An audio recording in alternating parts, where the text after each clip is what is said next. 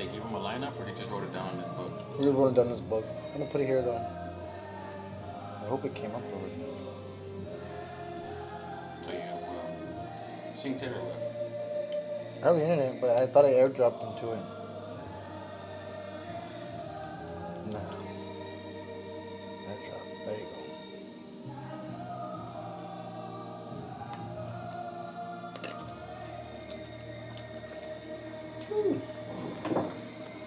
And I feel like I got shorter or something. I think because the window's closed. Yeah, probably what's what it is.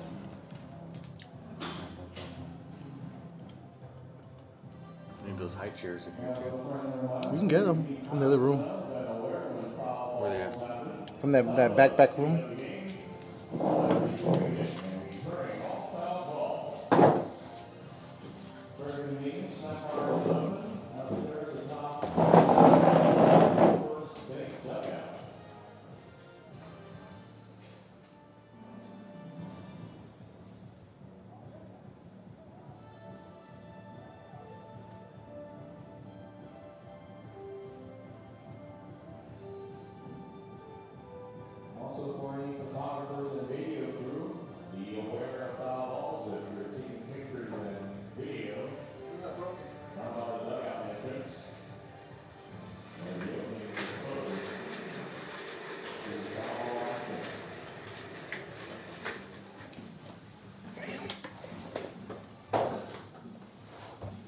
More better? Yeah, this one's way better. I like this one.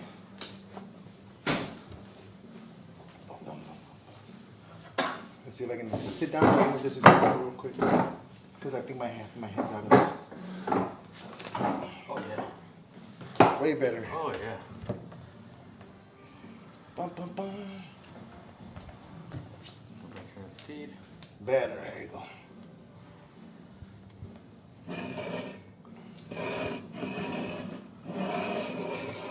It ain't gonna come out.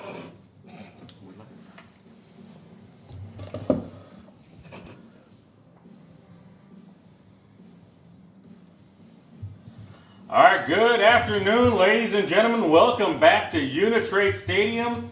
This is game number 9, if I'm not mistaken. Sounds about right. 9. We had 4 games in the Friday, 4 more games Saturday, and this will be the 9th game of the Pony World Series for the Palomino division. I'm Kenneth Duncan, along with Robert Diaz here. We'll be calling the play-by-play for today's ball game.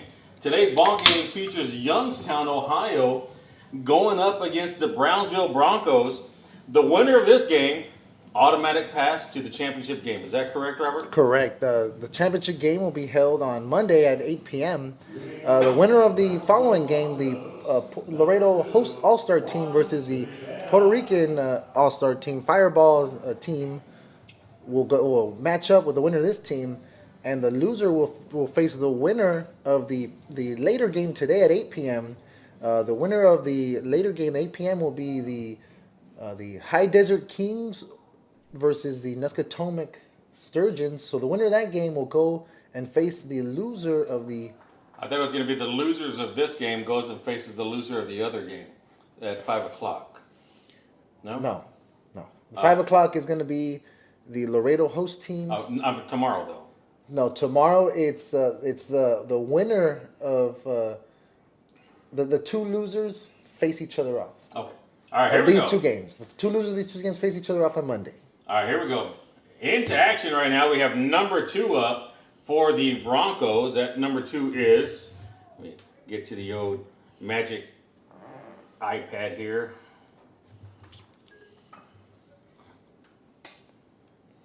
Hold on, let me get to it for here. It's not there. Here you go.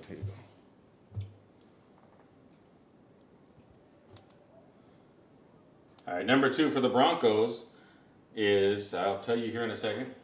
Big foul ball there. 2-2 is the count right now on Brownsville.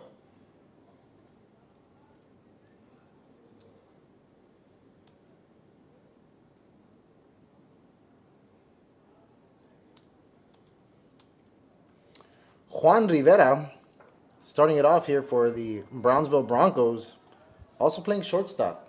All right, Juan Rivera. Full count right now on Rivera. Top half of the first inning here. We have a Here We Go Youngstown coming in, and we also got a Hello from Mission, Texas, the 956. That was a walk for Mr. Rivera. Next up is Delgado for Brownsville with a runner on first base. Nobody out here, top half of the first inning. Interesting fact about this Brownsville team, I was talking to the coaches earlier today.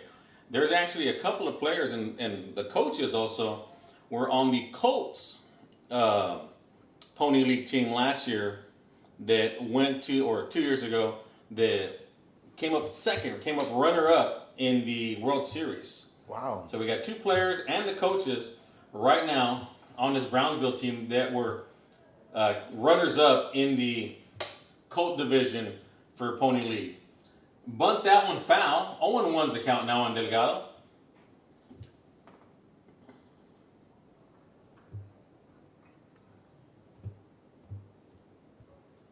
On runner at first base, nobody out. Top half here of the first inning for Brownsville. Runner's going from first base. There goes a throw down to second. Safe in at second. Beautiful steal. That was a close throw. That catcher had a cannon. That was a beautiful throw down to second base, but not in time. He had a great jump on that pitch, so he was able to get there safely in time. Well, Brownsville's coming out here strong, being aggressive.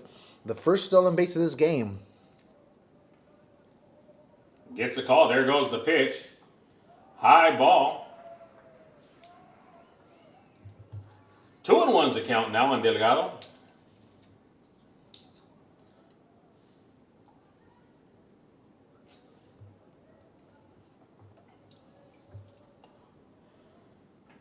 Big swing and a miss. Strike number 2. 2-2's the count. Runner on second base for Brownsville.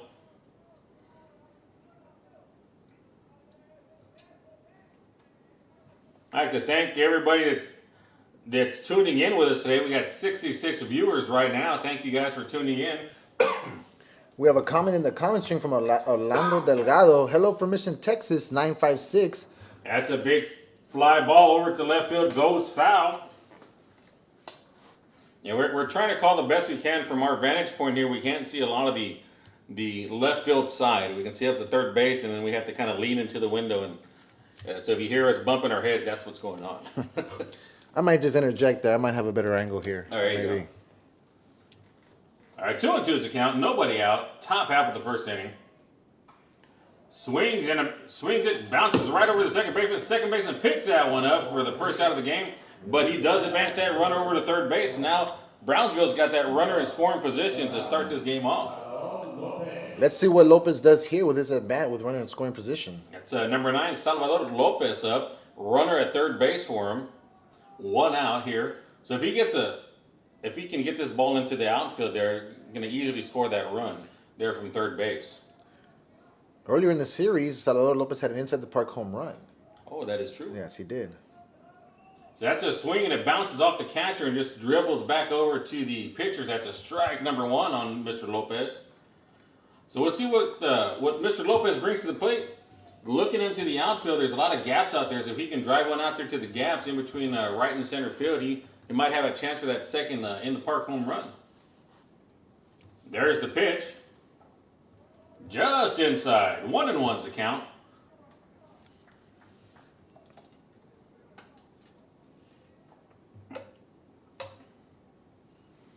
Pitcher's getting his call from the catcher. Checks that runner at third base, and here goes the delivery. Little blooper up to the pitcher. Pitcher right underneath it for the second out of the ball game.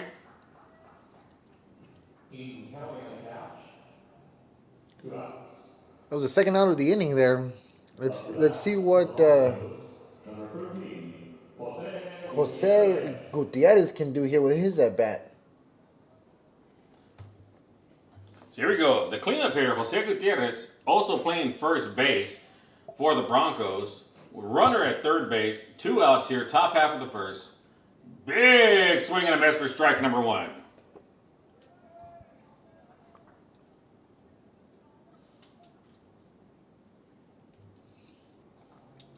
Pitcher's looking in, gets the call from the catcher. Checks that runner at third, and there goes the pitch. Fouls that one off to the back of the fence there. 0-2's a count, 2 outs, runner at third base. Brownsville threatening to score. If Jose can get this ball into play, they'll be able to hopefully move that runner into scoring position.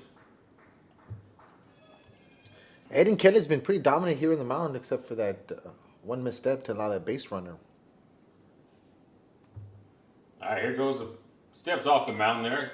Needs a little break. He's checking at the runner over at third base.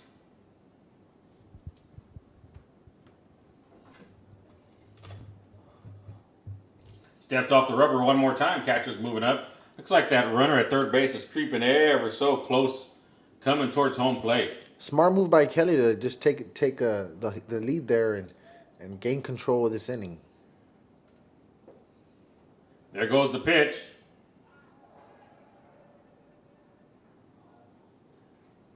Looks like it hit the batter on that one. Looked like it hit the end of the bat, but it hit his hand there, so he's going to go ahead a free base over to first base. Looks like the umpire's gonna get it to come together at a conference about this one, just to make sure they get the call right. Yeah, honestly, from up here, I think I did hear a ding from the bat, so I think that's what they're going to talk about, whether it was a foul ball, if it hit the bat before it hit his hand. So I think that's what they're talking about right now. Let's see what they decide here. Yesterday they came together and reversed the call at first. Looks like they're gonna bring him back. Yeah, they reversed that one. Oh, they said that was a foul ball, that it did hit off the end of the bat before it hit his hand. So that's a foul ball. Foul ball on Mr. Gonzalez. That's the second call I see reverse this whole series. Yeah, the officiating, by far has been good. Definitely. I think some of the fans are saying there's some questionable calls at home plate, on the balls and strikes. But I think overall, they've done a really good job out here officiating all these games. Kudos to the home plate umpire to nice take the hard initiative hit there. ball over to left center field, drops in, 1 run scores. Gonzalez held up at first base. Nice single for Gonzalez. Well, Gonzalez made him pay with that one, bringing him back to bat. Maybe Youngstown wish they would have hit him after all. I agree there. It's 2 outs now with a runner on first.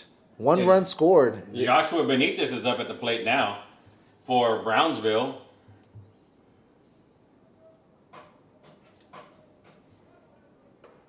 Just high, ball number 1.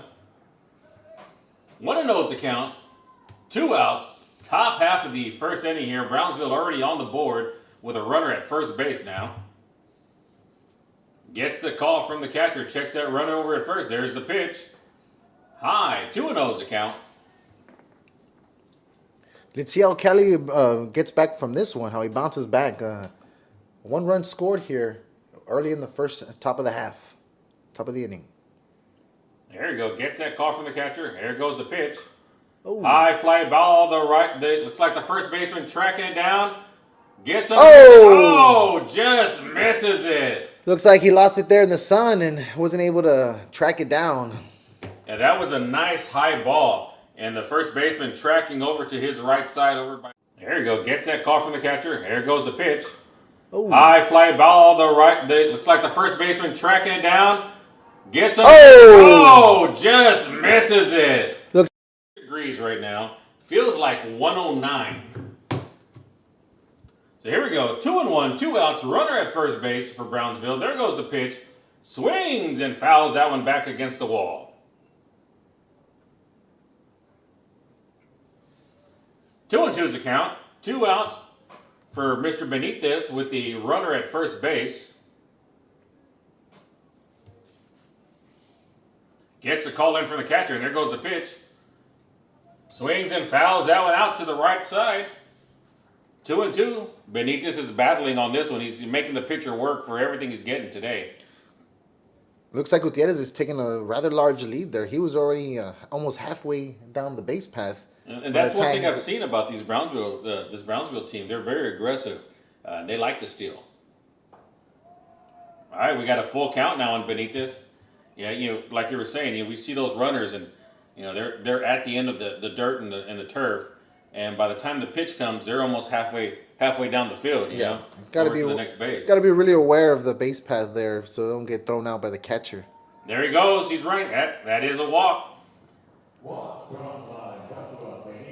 Looks like with 2 outs here, the Brownsville Broncos are putting a little pressure on the Ohio Youngstown Astros. So next up to bat is Angel Solis for the Broncos. Angel's also playing right field for the Brownsville Broncos. Let's see what he can do with this at bat with runners in scoring position. He's got a runner on first and second, 2 outs. If he can hit those gaps and get that ball into play, looks like there might be another run here for the Broncos. Let's see if they can get that done. Oh, Nice what hard a hit shot. ball over the shortstop's head. 1 run comes in. Gonzalez over to third base, hits the ground sliding, save. That's the same place that Gonzalez hit that ball, right in the same area. Dropped right in front of the center fielder in between left and center. And Brownsville's taking advantage of this 2-out rally here with runners on the corners. And it looks like Eduardo Guerrero, David Benitez, number 6, is up to bat. But we got a conference at the pitcher's mound here. Coach is coming out here to settle down his young pitcher.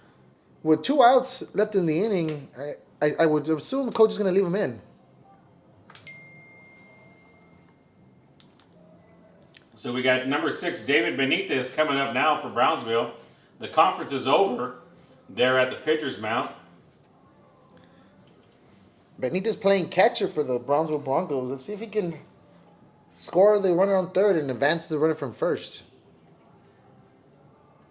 Yeah, they're looking at those gaps. And yeah, I looked out there earlier, and that's exactly what I said. If they can get one into those gaps, they're going to be okay, and they're going to be scoring runs. And that's exactly what they're doing right now. It's 400 feet to dead center, so this is a relatively larger field. I'm pretty sure than what they're used to playing on. It's bigger than any high school field. This is actually a minor league Mexican baseball team that plays here at home Uni-Trade Stadium. That's strike number 1 on David. 0-1's a count, 2 outs, runners on the corner for Brownsville here in the top half of the first inning. They've already got 2 runs across so far. Big hit here, looks like it's going to drop. Yeah, here you go. Run scores from third base as for that RBI single. So they're seeing those big gaps in the outfield. Yeah, the outfielders are playing deep. And so they're just looping them into those little gaps right in the front, and I think the catcher or someone needs to have some awareness out there and say, hey, let's shift, let's adjust, let's bring it in a little bit because these guys are seeing those holes. Let's see if the Youngstown Astros can come back from this one. All right, up to bat now, we got number 14, Eduardo Guerrero for Brownsville.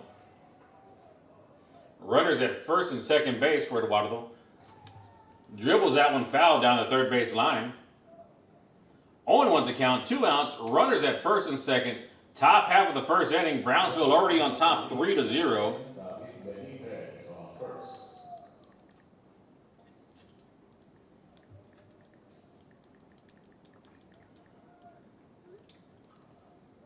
Gets the call in from the catcher. Checks that run over at second base. There's the pitch. Nice hard hit ball. It's a little looper. Second baseman tracking it down. Gets underneath it for the 3rd out of the inning. But Brownsville came to play. They were playing very aggressive today here in the top half of the first inning, bringing 3 runs in on 3 hits, leaving 2 runners out there. But they've got that all-important 3-run lead right now going into the bottom half. Early to crack it open here, the Brownsville Broncos lead it off here with 3 runs, like you said. Kenny, it looks like it's going to be a high-scoring game. Let's see what the Astros can do in their bottom of the first. It's their turn on offense now. Yeah, one thing we've seen the Astros play a couple of games already this past couple of days, and we know they can hit. We know they got power. And, yeah, they've opened up the scoring. I think they 10-run ruled somebody also. They scored 14. 20? They scored 14 runs in 1 inning. As far as runs are concerned, the Youngstown Astros are dangerous. They are dangerous. So I would not put 3 runs as a deficit for them. It's something that they can't overcome. 24 runs total in that game. I believe that was against the Nescatomic Sturgeons. Yes.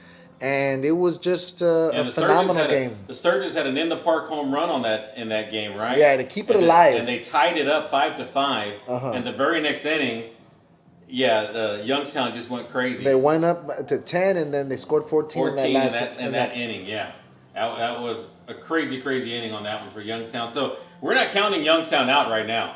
You know, as if we remember my predictions from the other day, I was actually saying Youngstown and Puerto Rico in the championship. Maybe Brownsville heard me say that, and so they're like, "Hey, we got something else. You know, we're not gonna believe you, Duncan." Well, I'd love to see the South Texas teams face each other in the Pony League World Series. The second game that we're gonna look forward to is the Laredo host team facing the Puerto Rican All Stars. It's gonna be an interesting game there too. So if your prediction's correct, then you're gonna need the Youngstown Astros to win this game, and you're gonna need Puerto Rico to win in the next game. But I personally would love to see an all South Texas Pony League World Series Finals. That would be amazing. Let's say it does happen that way. Let's say Brownsville does win, Laredo does win the next game. That means Monday night, 8:00. Our people from Brownsville, which is about a 3-hour drive, maybe maybe 2.5. 2.5 from Mission, Brownsville, all that area. Yeah. Up here to Laredo, packing this stadium to cheer on their team. That would be amazing, amazing. So up now for Youngstown, we got number 1. I think that's Jimmy Sadler. Yeah, that's right. Jimmy Sadler up for Youngstown. Here we go. Bottom half of the first inning. Brownsville on top, 3-0 already here on Youngstown. Jimmy up at the plate. Called strike number 1 on Jimmy.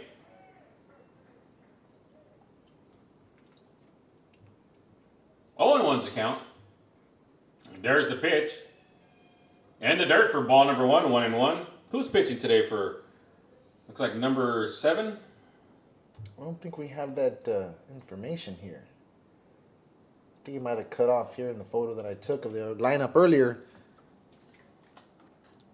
There's the windup and the pitch. Low and outside. 2-1's a count on Jimmy. Here in the bottom half of the first inning.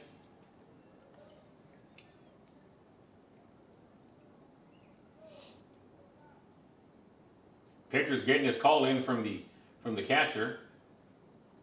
There's the pitch. High fly ball foul. That one clocked in at 80 miles an hour. That was an 80-mile-an-hour pitch. Sounds like people driving in Texas. 80, 85, right? Here we go. 2-2's a count on Jimmy. No outs here, bottom half of the first inning. There's the pitch. Low and in the dirt. Ball number 3. We got a full count now on Jimmy. One thing I have seen about with these Youngstown kids is they play smart baseball. They bat smart. They don't swing at junk and trash pitches. They're very patient. Nice hard hit ball over to left field. Left field over his head. All the way back to the warning track. Jimmy's at first. Rounding second base. Slows up there at second base for a double. That was a critical error by the left fielder, misjudging that line drive to him. It looked like he was going to catch it until he just couldn't quite get around to it. So this is number 3, Ty Kammerer. Ty Kammerer batting now for Youngstown.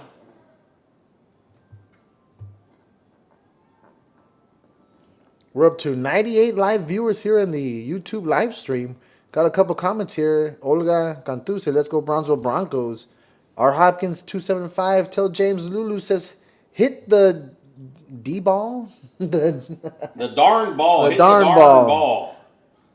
And we got Adrian saying, "Let's go 956." Adrian was one of us listening with us last night too. Thanks for tuning back in with us, Adrian. Yes, he was. I believe there was some back and forth going over there in the yesterday's game, but let's see how today's game goes in the semifinal. All right, so 2-0's a count for Ty. Runner at second base after Jimmy had that double into left field.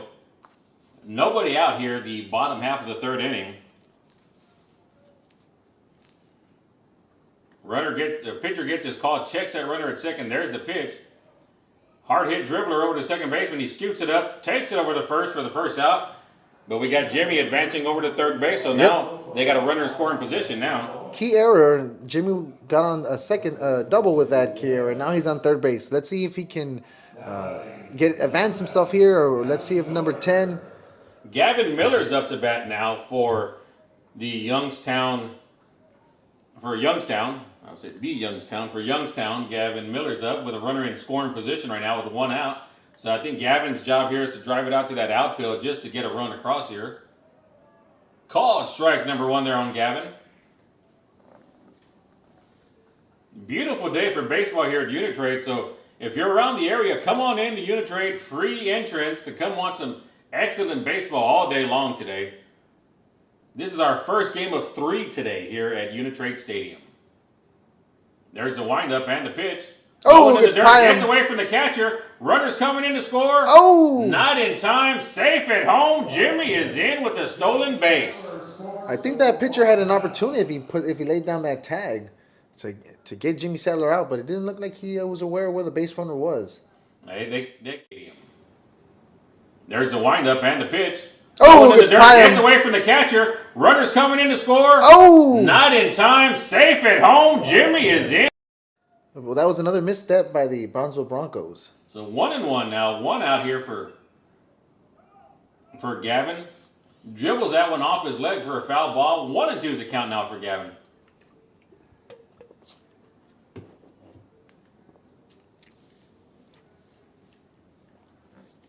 So Youngstown has that first run on the board for themselves, so they've cut that deficit down to 2. So it's 3-1 right now, going here in the bottom half of the first inning. 1 out. Gavin Miller still at the bat. 1-2 is the count with a 1 out, nobody on. Drives that one to left field. And the left fielder is able to snag it in for the second out. That was a beautiful catch. Also, that was deep, and he was running back towards the warning track. I was holding my breath on that one because it looked just like the previous outing where the left fielder wasn't able to judge that ball correctly. I think this time he was a little better under the pressure, and he was able to squeeze his glove and stretch out just in time. Next up is number 16, Tim Quinn for Youngstown with 2 outs, nobody on. That was an excellent catch by that left fielder. That over the shoulder, beautiful catch. Averting more damage with that second out. Called strike on that one. 0-1's the count. That one came in at 81 miles an hour. Caught him looking, too. Wasn't too sure if it was going to be a strike or not, but... That one came in fast. Let's see what Quinn does this time. That one's just low. 1-1's the count. Tim Quinn at to bat.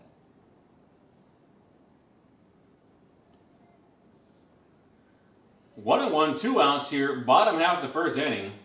There's the windup and the pitch.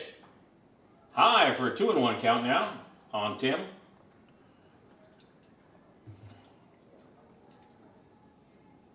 Pitcher settling down just a little bit. Gets that call in from the catcher. Here goes the pitch. Swing and a miss. Strike number 2. Oh, he was cutting that one. He was. Looked like he was aiming for the La Posada Hotel advertisement there in outfield. But let's see what this 2-2 count with 2 outs brings us. I'm pretty sure Tim Quinn's going to want that one back. There's the windup and the pitch. Woo, just outside. Full count now. Here we go, full count, 2 outs, bottom half of the first inning for Youngstown. Trailing 3-1 right now.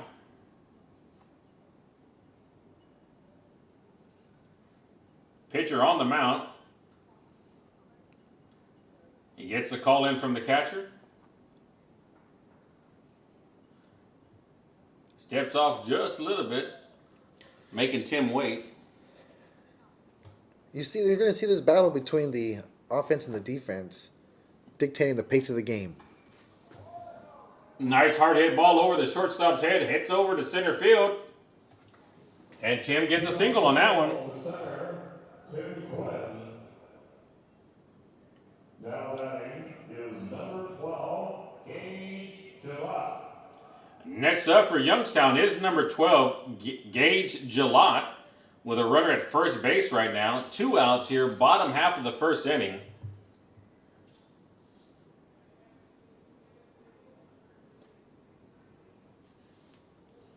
We're at 118 live viewers here on the YouTube live stream. Interesting to see who tunes in. We're going to catch up on them comments in a moment. Called strike number 1. 0-1's a count. 2 outs. Runner at first base for Youngstown.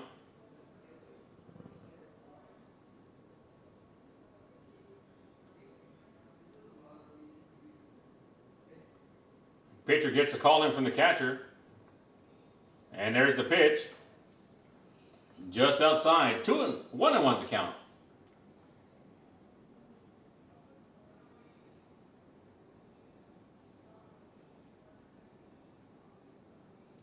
Pitcher walking around the mound just a little bit, slowing the pace of the game down. Checks that runner at first base. Gets the call in from the catcher. There's the windup and the pitch. Just misses the strike zone on that one. 2-1's the count.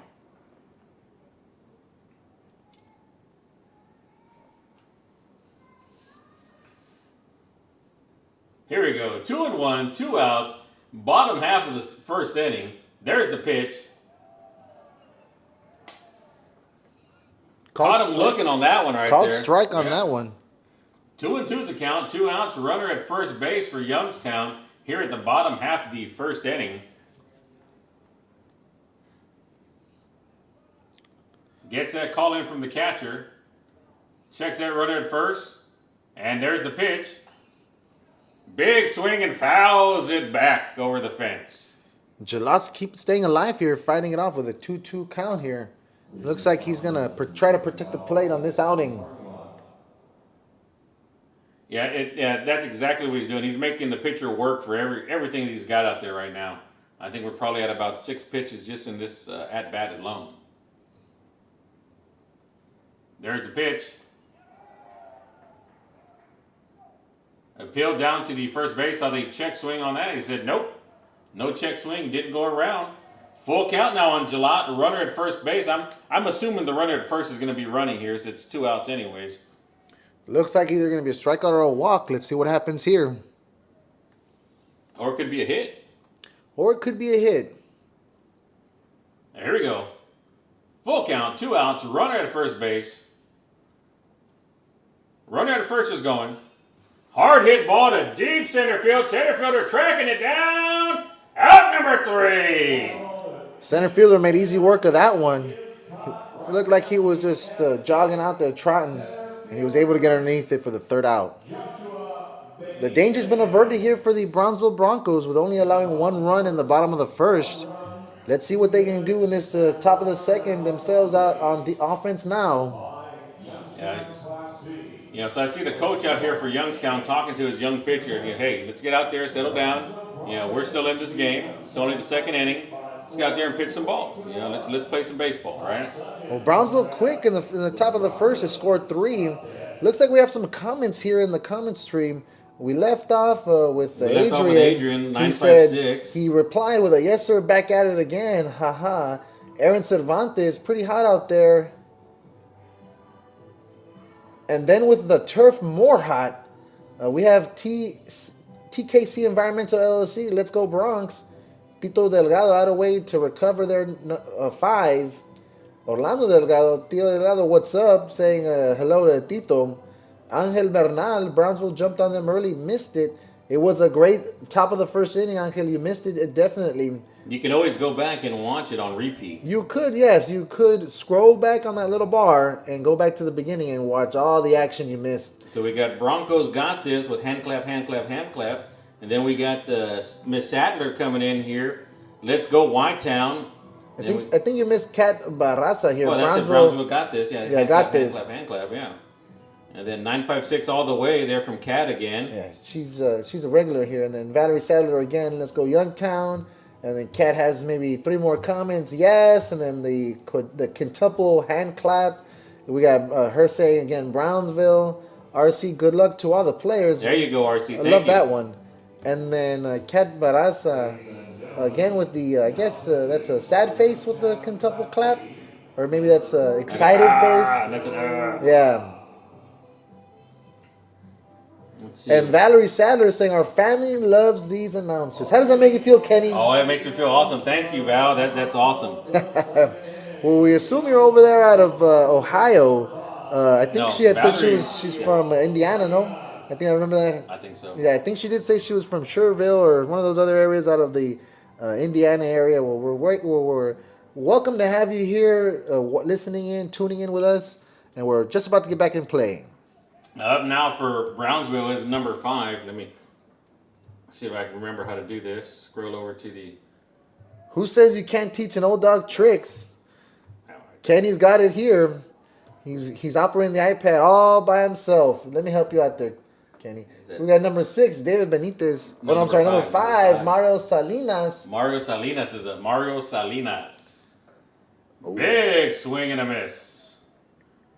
1-2's the count on Mario here at the top half of the second inning. Brownsville on top of Youngstown, 3-1. I kid with Kenny. He's that Generation X, and I'm the millennial out here. Big cut and fouls it back off to the net behind him.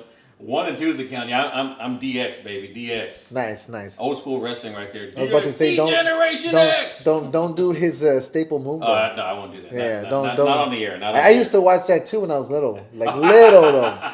You know, I was a little kid, and my brother would have me watch that. Shortstop gets underneath that dribbler, bounces it over to first base, but in time for out number 1. Nice little dig there by the first baseman. One hopped it from the shortstop, but the first baseman was able to handle it. Very nice scoop there. So next up for Brownsville is number 2, Juan Rivera. I'm looking at all these players out there from both teams. There's some tall boys out there. Oh yeah, Youngstown has some towers. I was making that comment last time. I believe one of the YouTube streamers was commenting that these kids are a little larger than usual, and I said, hey, that's just the name of the game. It's what they're feeding them nowadays. It's something's in the water over there, and we got some tall ones too here in Laredo, and all the teams have their towers. Rivera pops it up to right center field. Center fielder tracking it down. Out number 2 here in the top half of the second inning. Next up to bat for Brownsville is number 30, Alan Delgado. Here goes number 30, Alan Delgado. So thank you to the 122 people listening in here to today's live broadcast, live from Uni-Trade Stadium here in Laredo, Texas, for the semifinal game against Youngstown, Ohio, and Brownsville, the Brownsville Broncos. Semifinal game number 1 for today. 0-1 to the count. 2 outs here for Delgado. Nobody on. Top half of the second inning. Just high, 1-1.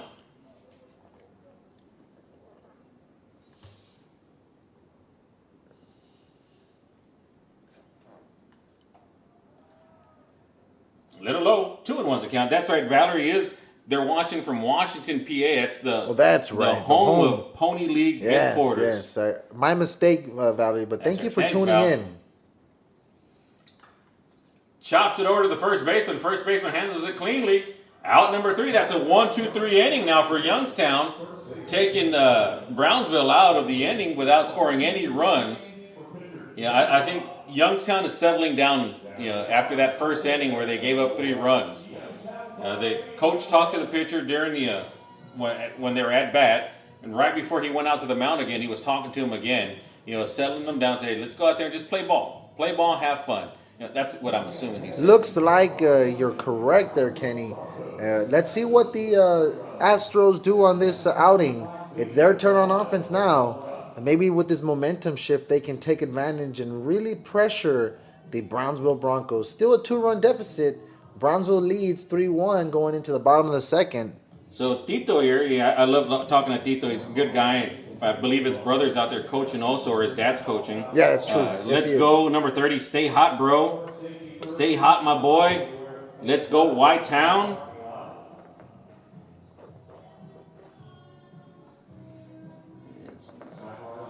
I'm trying to read this last comment right here. Adrian got him next time, Alan. Great pitching by White-Town. There you go. Thank you for that one, Adrian. Thank you. Yeah.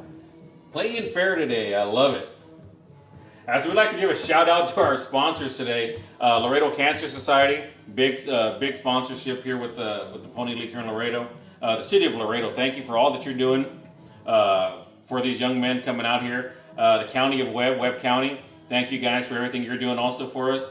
And of course, Cakes by Gabby. We've been talking about Cakes by Gabby, made with love. Definitely need to get one of those after this series. Maybe Gabby's listening in and she'll feel bad for us and bring us a cake. Send one here to the booth. Yeah, because she likes us. Yeah.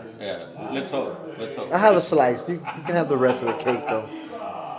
If Gabby can bring some milk too, that'd be awesome. Ooh, milk and cake.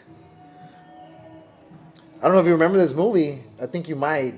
But don't be a cake eater, Kenny. Cake eater, I love it. I love it. We're going back to the Mighty Ducks again on this one. You had made a comment earlier. I remember you made a comment about the Mighty Ducks earlier. I love those popular. So first up to bat here in the bottom half of the second inning for Youngstown is number 22, Jason Treveri. Youngstown trailing by 2 runs here in the bottom half of the second inning. There's the pitch. Big swing and a miss for strike number 1 on Jason.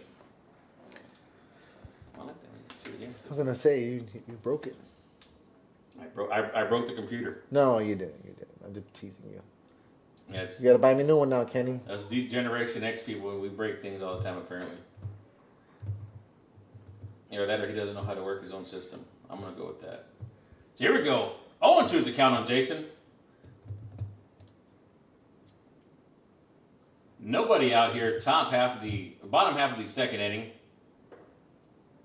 High, 1-2 is the count. Did it hit the whole screen? Yeah, I hit the big screen. You put it full screen. Actually, you slowed it. You made it smaller, and made it the picture in picture. Oh, and so I had to take that out of there. But we're back into the action here. Ooh, crowd just out of the strike zone there. The crowd had a different idea with that one, but 2-2 is the count. I think the umpire had the better vantage point. That one clocked in at 82 miles an hour. Faster than the last ones. He was hitting 81, 80 before 80 this? and 81, yeah. Now he's averaging in the high 70s, low 80s so far. Looks like he's heating up with this pitching out here. Steps off the mound just a little bit to slow the pace of the game down. Kind of keep that batter guessing, keeping Jason Treveri guessing on what he's going to do. Gets that call in from the catcher. Doesn't like the first one. Doesn't like it. There we go.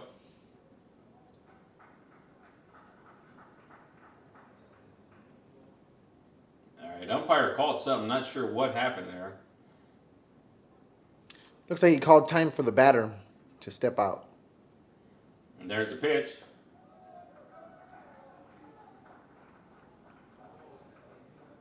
Well, I guess that was a full count pitch right there because Jason's taking first base now.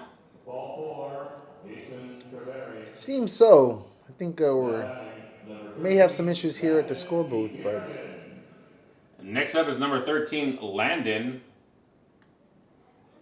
Runner at first base. Nobody out here. Bottom half of the second inning. There's the pitch. Big drive to center field. Center fielder tracking it. Takes a couple of steps, and that's it. That's all she wrote for Landon. With that, we have one out for the top of the second inning, bottom of the second inning.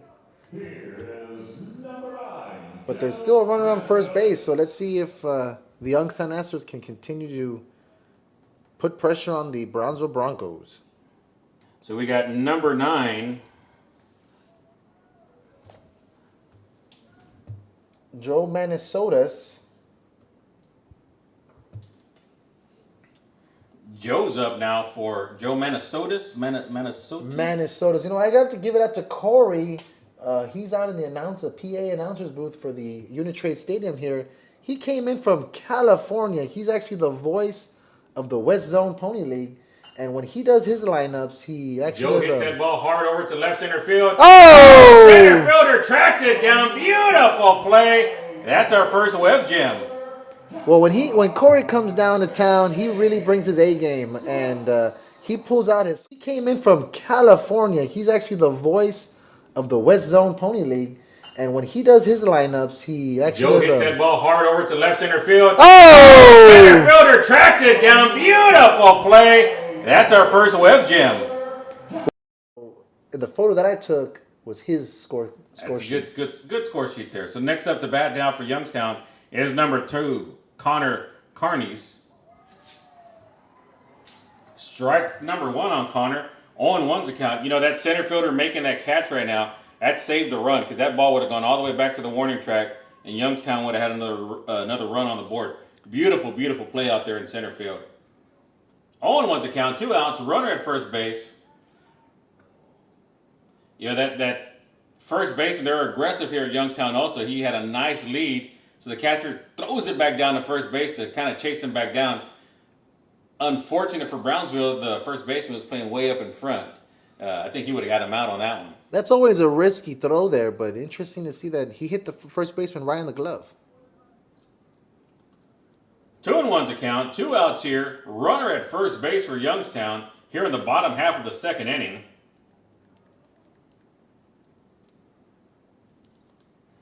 Gets his call. There's the pitch. Hard hit ball over to the second baseman. Able to pick it up. Throw it over to first. No damage done by either team here in the second inning. So we go to the top of the third inning. Score still stands 3-1. Brownsville on top. Just when you think the Youngstown Astros are going to put pressure, the Brownsville Broncos answer with a 1-2-3 inning almost. They had a base runner, but it wasn't a 1-2-3 inning, but it was no runs scored, and so they avert the threat from the Astros.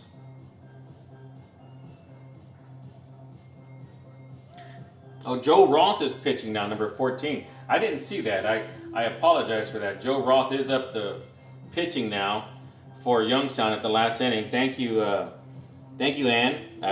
That might be Mom correcting us. Sorry about that. Yeah, sorry about that, Mom. They just changed pitchers. We need to be a little bit on top of our game there, Kenny. I blame myself. I blame you too. No. Gee.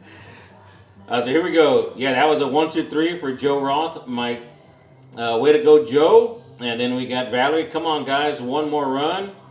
What a snag it was, Tito. It was a heck of a snag out there in center field. What a game number 3 is having. We got Lupita Larrañaga. Ángel Larrañaga, eres el mejor with a thumbs up. I'm going to think that's Mom. I hope so. Maybe an aunt or a sister. Who knows? Let's see what the photo. Yeah, and Tito here, this is going to be one heck of a game. I agree with you, Tito. It's going to be a great game. And we got Priscilla Castillo. Go Max from Castillo fam. She also put in there a second comment. Go Brownsville. You got this.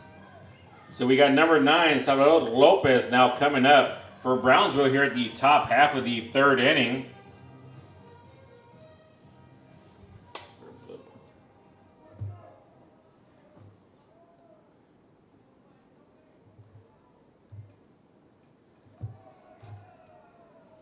That ball was just inside. Looks like it hit him. I guess not. The home plate umpire says it didn't hit him, bringing him back. Salvador Lopez thought he got hit with that pitch. I guess the umpire had a different advantage there. Here we go. 1-0, no outs here, top half of the third inning for Brownsville. Big pop fly. Shortstop getting underneath it, no problem at all. 1 out. So next up for Brownsville is number 13, Jose Gutierrez. Jose is the one that started that rally in that first inning, if I'm not mistaken. I believe so. Had a nice drive out to left field, It was right? a 2-out rally, and they scored a 3 in that top of the first, and no runs since then. Here we go. There comes the pitch from Roth. High for ball number 1 on Jose. So if you notice there's something a little different today from yesterday, if you're called strike number 1, 1-1's account. Well, Gutierrez thought he was going to get a call of time there, and the umpire didn't allow him. Didn't allow that time out there. Big cut. Fouls it off to the back of the net. 1-2's account. So we closed the windows here at the booth because there was a lot of wind, and we were getting a lot of static on our mics. So we got the air conditioning pumped up here now, and we got higher chairs. Yeah, I don't know if you can notice when we go into break, we were a little bit taller now. just so we can have a better vantage point. Because usually with the windows open, it gives us a little bit more visual visibility there. But All right, here we go. 2-2, 1 out. Top half of the second inning. Ross settling down, throwing a couple of inside pitches there. Push the batters back. Big swing and a miss for a strikeout. So next up for Brownsville is number 3, Joshua Benitez. Benitez was part of that scoring in the first inning.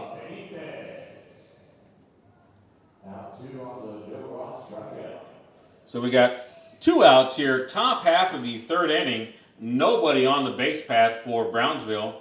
So far we had 2 up and 2 down so far. same thing last inning, but let's see what happens with his 2 outs.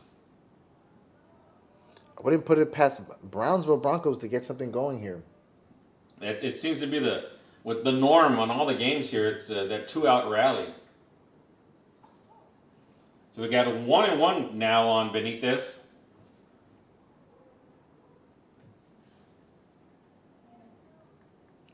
Lupita Laranaga, soy tía de Ángel Laranaga. Muchas gracias, tía. Bienvenidos al juego aquí con nosotros, aquí en Uni-Trade Stadium. Vivo aquí en YouTube. YouTube vivo, en vivo. En vivo, en vivo. Somos en vivo aquí en YouTube. High fly ball, first baseman. Second baseman tracking it down. Oh, he caught it. Catch! Wow, he came all the way from maybe 20 yards, sliding to catch that one. Yeah, the first baseman was backing up on that one, and the second. En vivo. En vivo, en vivo. Somos en vivo aquí en YouTube. High fly ball, first baseman.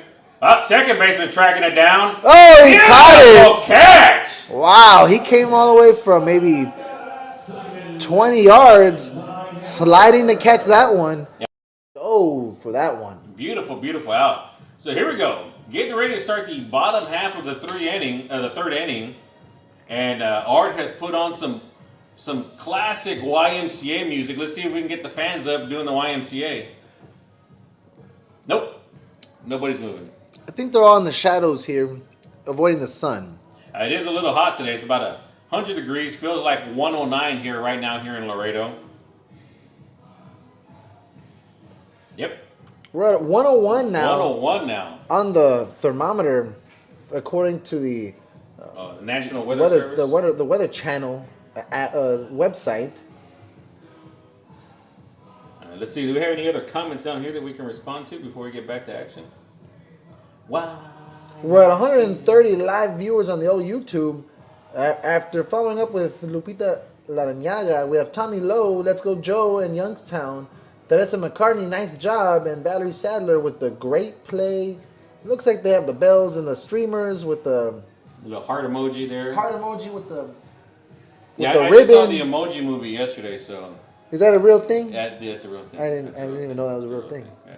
I gotta check that out. You gotta watch the emoji movie. Yeah, It's a good movie. I'm not too keen on these new trends that are going on. I have an 8-year-old daughter, so I see. So we have to watch. I was scrolling on Facebook and I saw a sponsored ad for the Paw Patrol movie.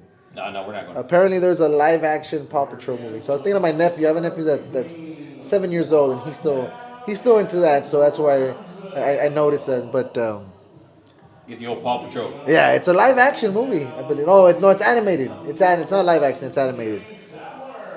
So here we go. Leading off is number 1. I believe that is Chase. Oh, darn it. Double click. I have to double click this. I forget this. There we go. Oh, Number 1.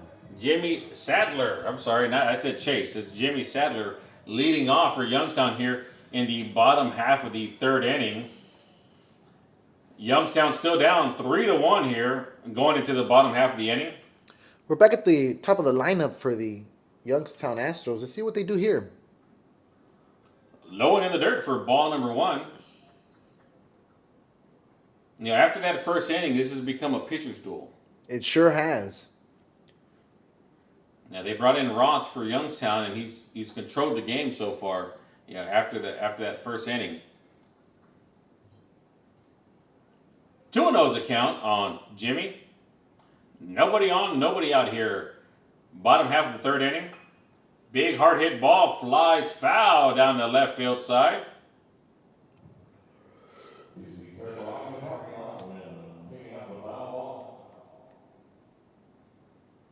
All right, here we go. 2-1.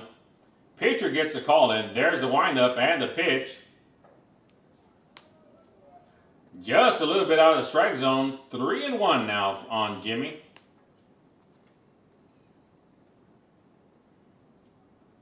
Pitcher gets that call. There goes the pitch. Big swing and fouls it to the back of the net there. Full count now on Jimmy. Nobody out. That one clocked in at 81 miles an hour. You know, we're in the third inning already of a 7-inning game, and he's still throwing 80 miles an hour. He's been pretty consistent with his speed there. There's the pitch. Another foul ball. So we're at 6 pitches already on this first at bat here in the bottom half of the third inning. Sadler's battling here in the batter's box. Every pitch counts though, so let's see how many this young man has in store for us. All right, there's the windup and the pitch. Oh! Swing and a miss for a strikeout.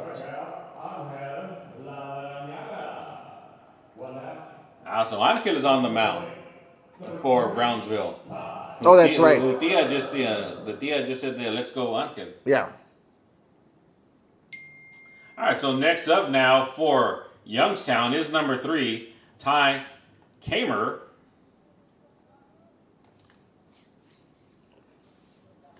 Blue had to take a pause for the calls there, get some water. It is hot out here, and I'm sure it's even hotter down on that turf on the field. There's the windup and the pitch. Just out of the strike zone high. 1-0 is the count.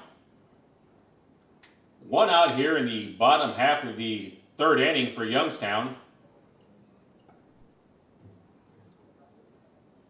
Just outside, 2-0. You know, one thing about this Youngstown team, we said it before, you know, they play smart batting. You know, they really make the pitcher work. 3-0 is the count.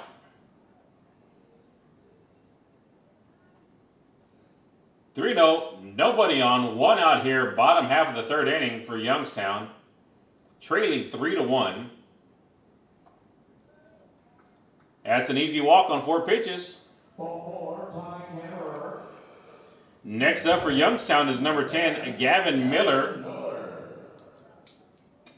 Now Gavin's got a runner at first base right now with 1 out.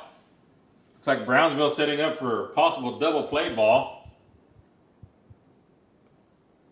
Checks that run over at first base. Checks him again. There's the windup and the pitch.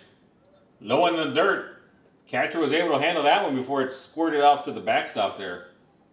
Great catching today by both teams. Great catching. All right, so pitcher's calming down. Checks that run over at first base. Gets a call in from the catcher. There's the windup and the pitch. Just missing the strike zone once again. 2-0 is the count. 1 out here. Bottom half of the third inning with a runner on first base for Youngstown. Pitcher walking around the mound. Calls for a timeout. Catcher's coming up to talk to him, kind of settle him down just a little bit. You know, gotta relax. Gotta relax. You know, looks like he's trying to tuck in his shirt here, readjust himself. I think maybe that might have been an issue. He's talking to his catcher. Maybe he's telling him a joke, you know, to calm him down. That's what we would do back in the day, right? Oh, I'm sorry, you took it seriously. Oh, yeah. Always. Here we go. Back to action now with number 10, Gavin Miller at the plate. Runner at first base. 1 out. 2-0 is the count. There you go. Strike number 1. 2-1 on Gavin.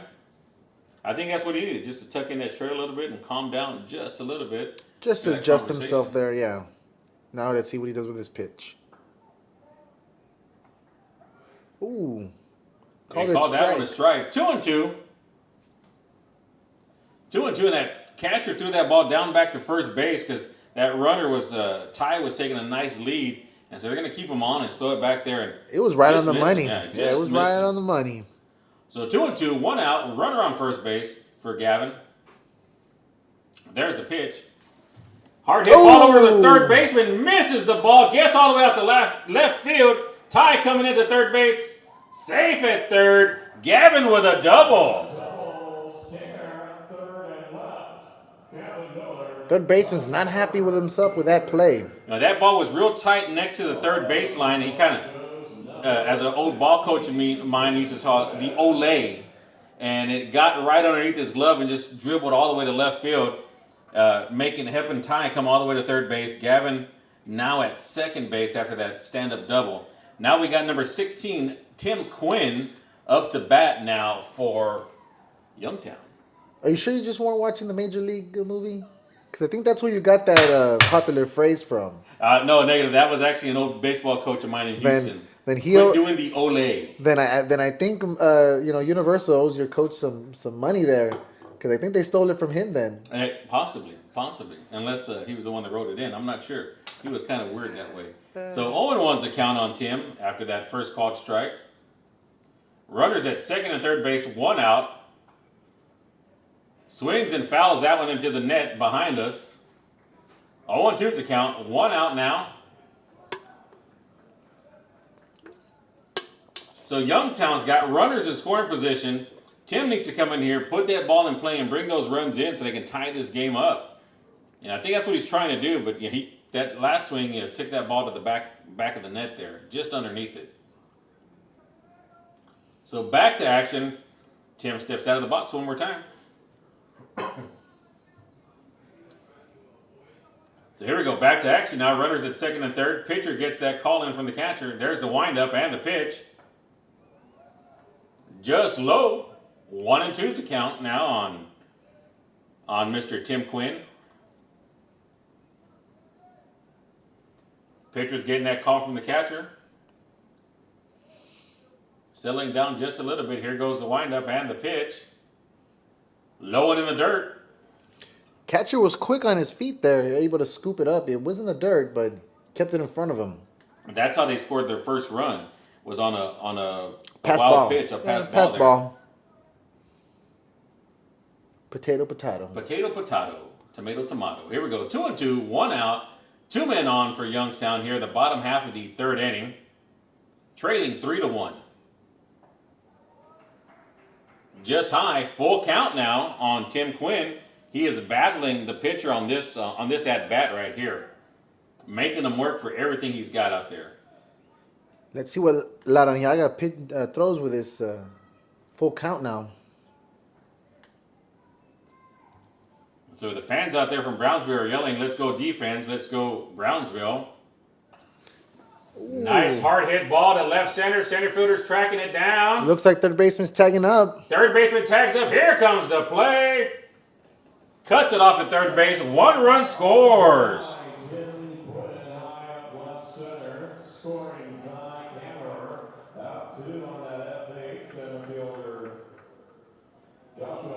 Two outs now in the bottom of the third. So next up for Youngstown is number 12, Gage Gallat, I'm sorry. But Youngstown did score a run on that sac fly right there. Now the deficit is 1. So here we sit 3-2, runner at second base, still in scoring position. Looks like they're making a defensive switch out there. Right fielder's moving to left field and left fielder's moving to right field.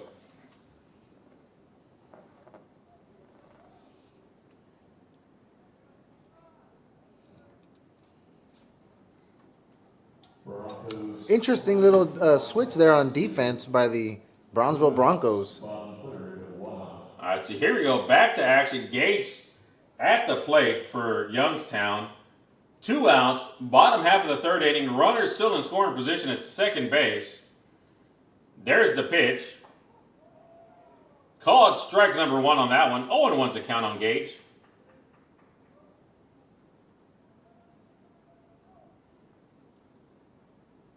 Pitcher's looking at the catcher, getting the call from the catcher. Checks that runner at second. There's the pitch. Big swing and fouls it off back to the net. 0-2 is the count now on Gage. 2 outs here in bottom half of the third inning. Youngstown did cut into the lead with one more run after that sac fly. Here we go. Back to action now. Gage in the box.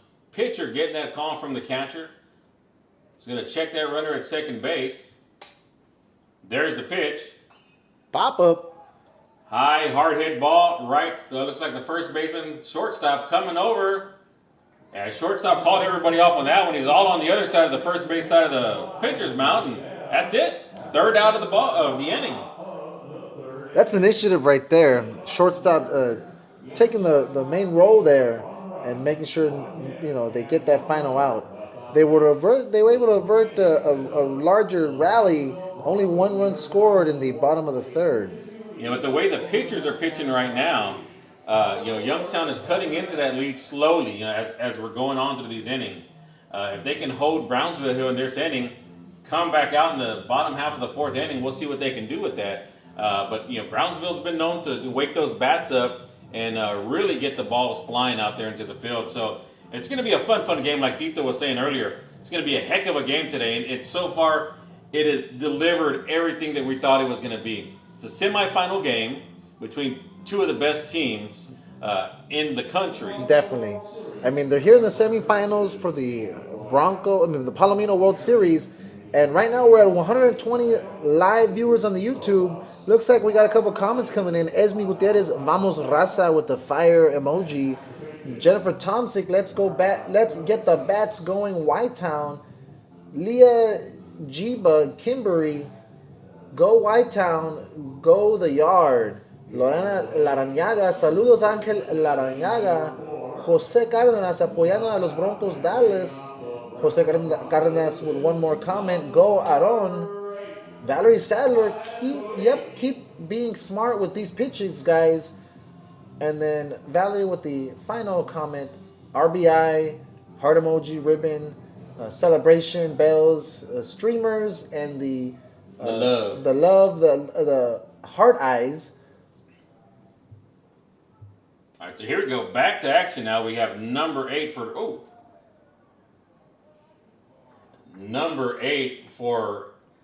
the Broncos. Hit by the pitch. It was right behind him. It tapped him on the top of the helmet there. So Ángel Solis with a free base on the first pitch there by Mr. Roth. Is number 6, David Benitez. So next up now for sorry about that. Next up now for Brownsville is number 6, David Benitez, with Angel Solis there at first base after that hit by the pitch.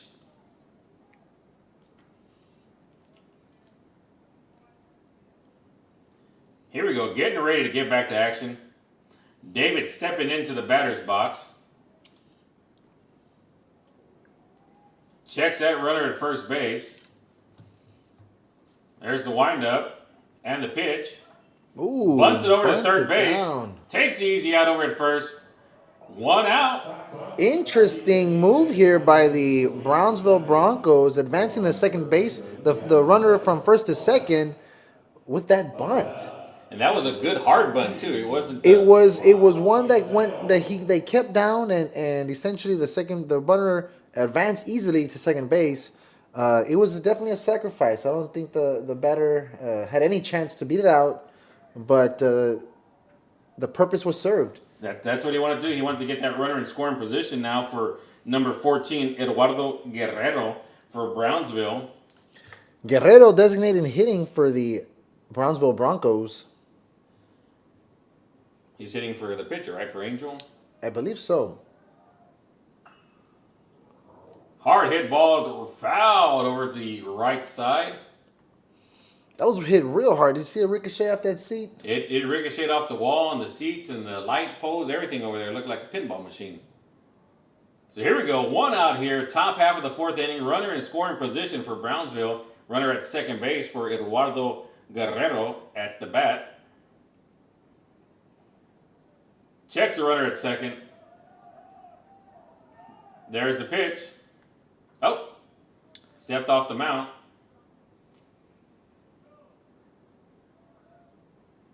Just a quick check on the runner at second base with that step off.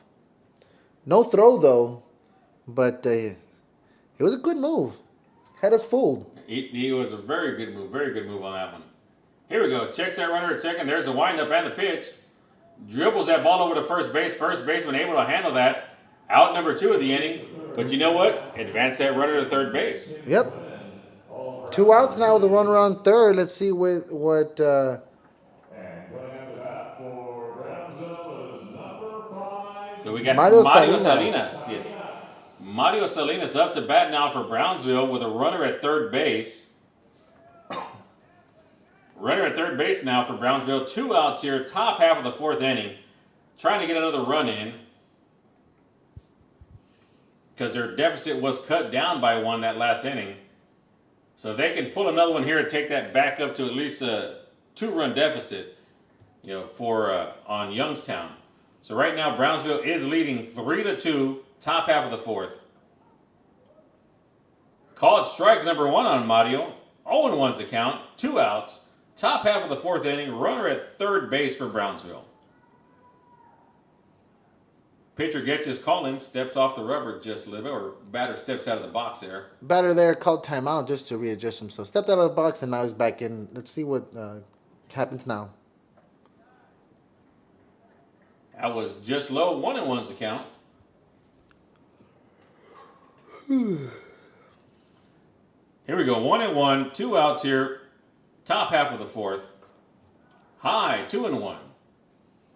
And we'd like to thank everybody for joining us here on this beautiful Sunday afternoon here at Uni-Trade Stadium for the 2021 Pony League World Series Championship. And thank you to all our viewers out there right now.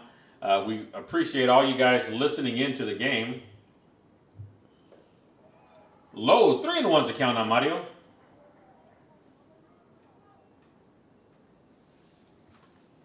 Three and one, 2 outs, runner at third base. Top of the 4th inning for Brownsville. Brownsville threatening to score another run here in this inning to push that lead back up by 2. Nice pitch in there for strike number 2. Now we got a full count now on Mario.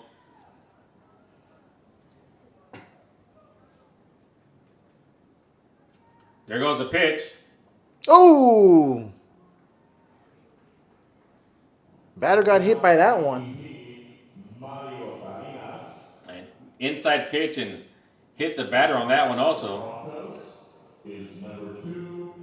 First base ump is coming over to talk to the pitcher here and the catcher.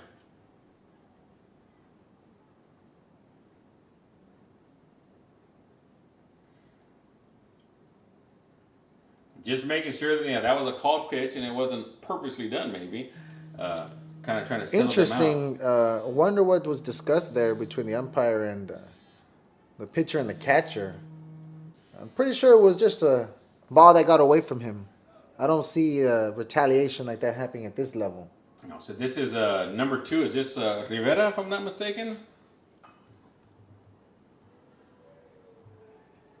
Yeah, Back at the top of the lineup here, number 2, Juan Rivera at the plate for the Brownsville Broncos. 0-1 after that foul ball. We got runners on the corner for Rivera. Great scoring opportunity here for Brownsville.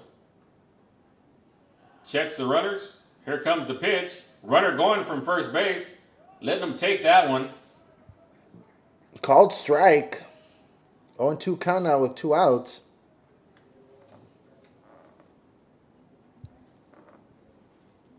Let's see what Rivera does here.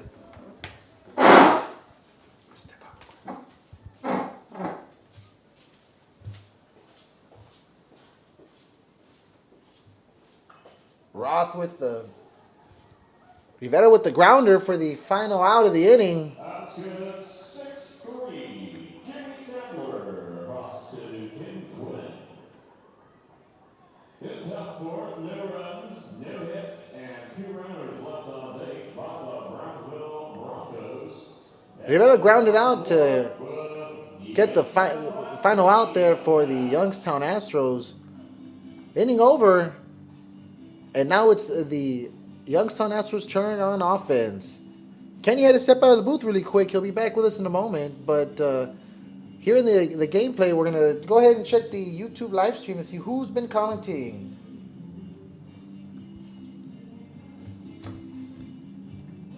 We've got 126 live viewers here on the YouTube. Looks like we got a string of comments here from the fans.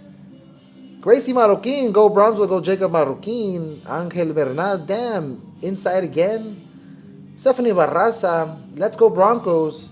Tommy Lowe, let's go White Town, get the outs. Adrian, one of the frequent commenters here, is big spot right here. Let's go Brownsville. Guap back in the action. How hard is he throwing? Depending on what pitcher you're talking about, Guap, I believe the Youngstown Astros pitcher was registering about 78, 79, 80 miles an hour, and the Larrañaga from the Brownsville Broncos was registering about 81, 80, hit 82 a couple pitches, but it's been averaging around 81, 82 miles an hour per pitch. Angel Bernal yep, he been going inside all game. Another comment from Guap, how hard he clocked that. I just answered that question for you. Tito Delgado need a base knock here too. Guap with the third comment. How hard is Youngstown pitcher throwing? Well, I like I said earlier, around 77, 78 miles an hour, Guap. Araf Gonzalez, saludos cordiales para Eduardo Guerrero. Valerie Sadler with the great play, guys, and a couple emojis. Adrian, y'all sending them caps? Actually, we are. I believe there's a apparel stand there by the entrance of the Uni-Trade Stadium. So if you're here close by, go out and check it out. If not, I believe you can go to our website at laredopony.org. Valerie Sadler, tons of speed out there. Michael Cefalde, let's go Astros, Jason Treveri, and Alec Tomzik. Interesting to read all these comments from you guys. It looks like we're about to get back into play. Jason Treveri up to bat with Larrañaga on the mound. Here comes a pitch. Called strike for Larrañaga.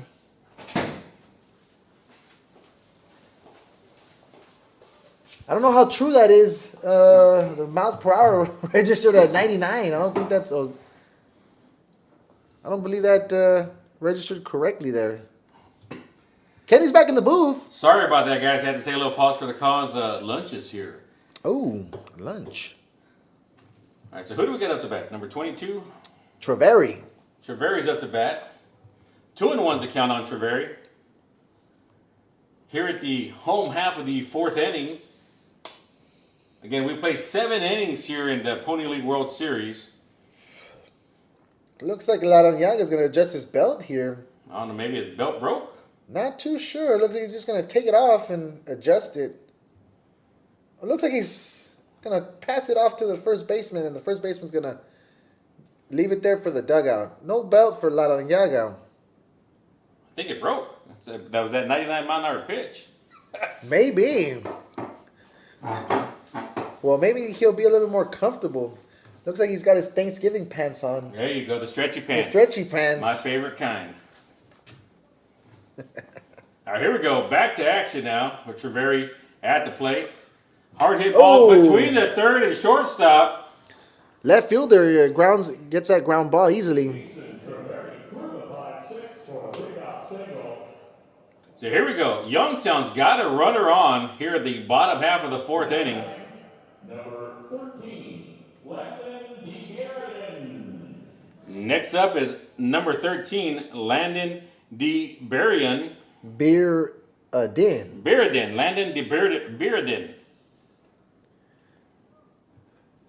There goes the runner from second base, stealing. Runner from gets by the second baseman. Outfield, running over to third base, slides into third, safe at third.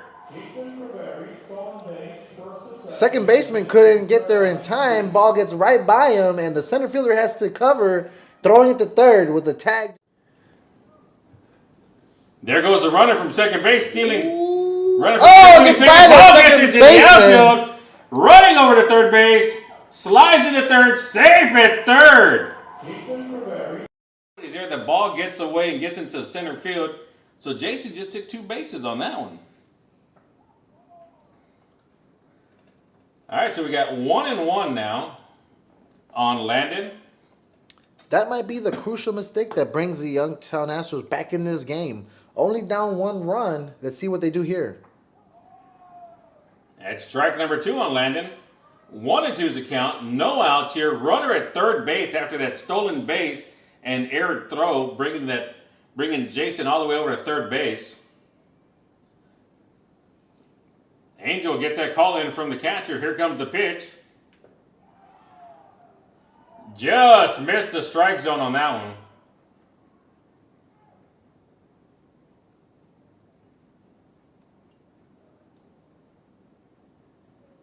I think Angel really wanted that one, so he kind of walked off the mound a little upset about that one. He thought he had that one.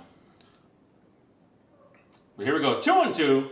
Nobody out. Runner at third base now for Youngstown as they're settling down their young pitcher there for Brownsville. Let them know, hey, we got your back, buddy. We got your back. Don't worry about it. He's Just put the ball in definitely there. visually upset there.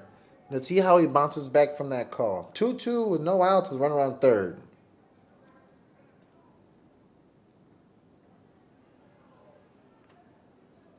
There's the windup and the pitch. Nice hard hit ball to center field. Center fielder tracking it down. Close to the warning track. Here comes the runner tagging in from third base. We got a new ball game, ladies and gentlemen, all tied up.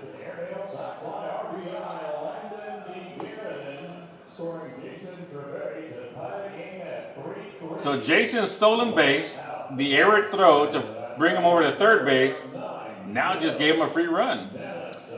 With that sacrifice fly ball, yes, it seems like the game's all tied up here. I guess Laranjaga was a little razzled there with that last call. That was a ball instead of a strike. So here we go, number 9, Joe Manacedas up to bat now for Youngstown. I believe it's Minnesota's.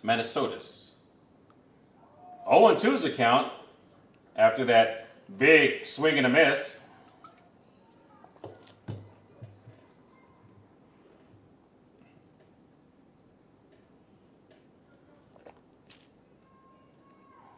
Here we go, gets a call in. There's the pitch. In the dirt. 1-2's a count. 1 out. Score tied here in the bottom half of the 4th inning. Youngstown and Brownsville tied up at 3. There's the pitch. Just a little high. 2-2's a count.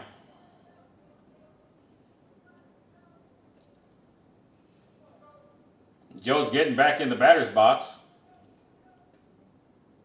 Pitcher's adjusting his shirt once again. Yeah, he had to take that belt off. I think his belt broke. So he's, like you said, he's got the stretchy pants on, the Thanksgiving pants. Interested to know exactly what happens. You know, we don't get all the. We're just assuming here, but I'm Called strike number 3. Joe sat there and looked at it. definitely curious to know what exactly happened to his belt.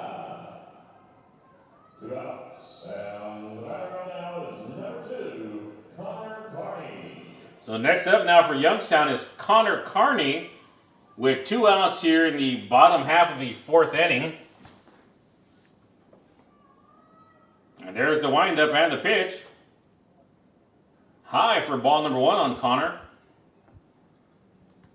One of those account. That one clocked in at 75 miles an hour. So far I've seen him throw a off-speed pitch or a changeup that was dropped down to 65 miles an hour, but he's thrown as hard as 81.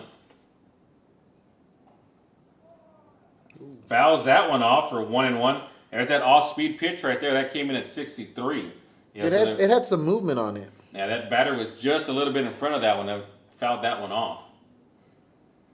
So 1-1's the count now on Connor.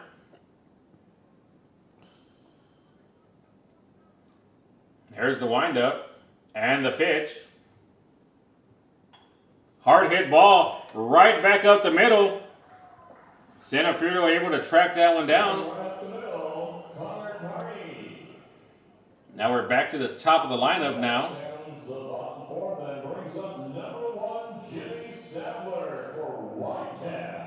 Jimmy Sattler back up to the plate now for for Y-Town, for Youngstown, with a runner at first base, 2 outs here, bottom half of the 4th inning.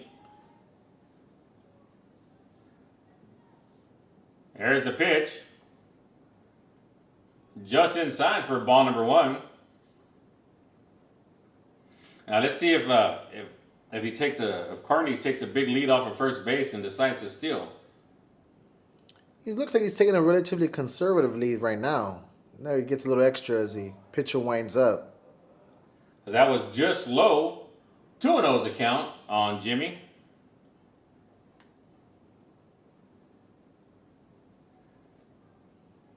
Pitcher looking in, checks that runner over at first base. Gets the call from the catcher. There's the windup and the pitch. There's that strike number 1. 2-1's account. That one clocked in at 68. Took a little bit off of that one. As we're getting deeper and deeper into this game, he's still able to maintain that 70, high 70s. There goes the runner over to second base. Call him out. Yeah, he slid off the bag. Yeah, he fell off the bag. Yeah. Beautiful. The play was beautiful. Yes. The play was beautiful. He slid in nicely. The ball was there on time. Deeper and deeper into this game, he's still able to maintain that 70, high 70s.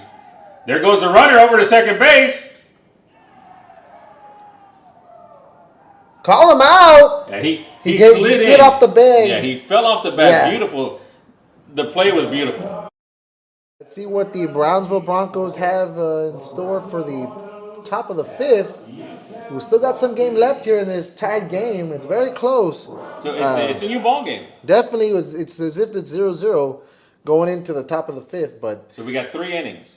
3 more innings, Kenny. It seems like the Brownsville Broncos should be coming out swinging their bats, but let's see what happens. So far, Youngstown's been able to shut them down in these past innings. They had some runners in scoring position, but they were able to get out of a jam and shut them down.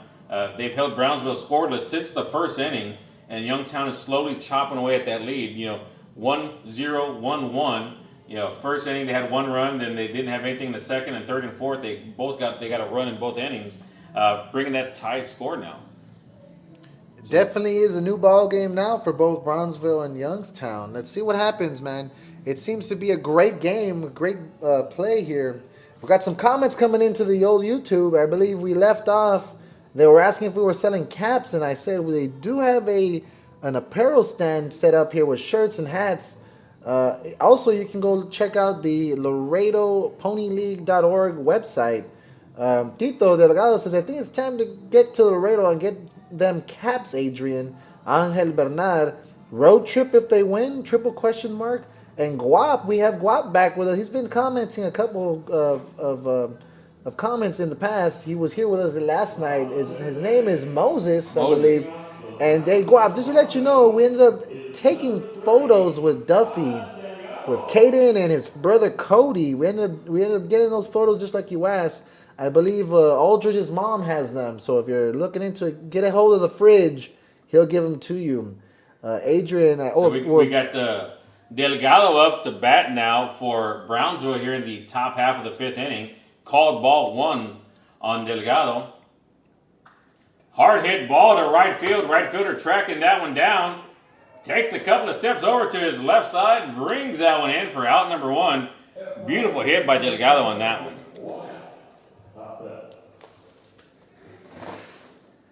Here we go.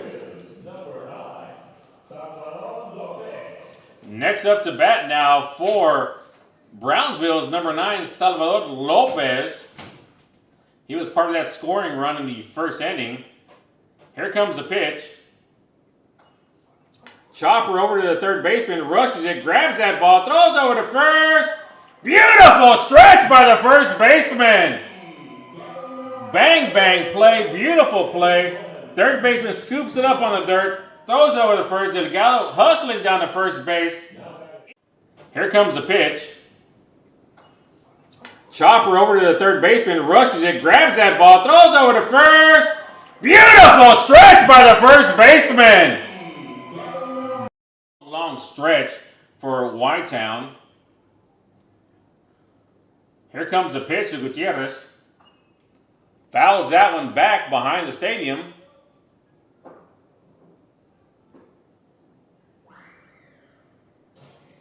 0-1's the count now.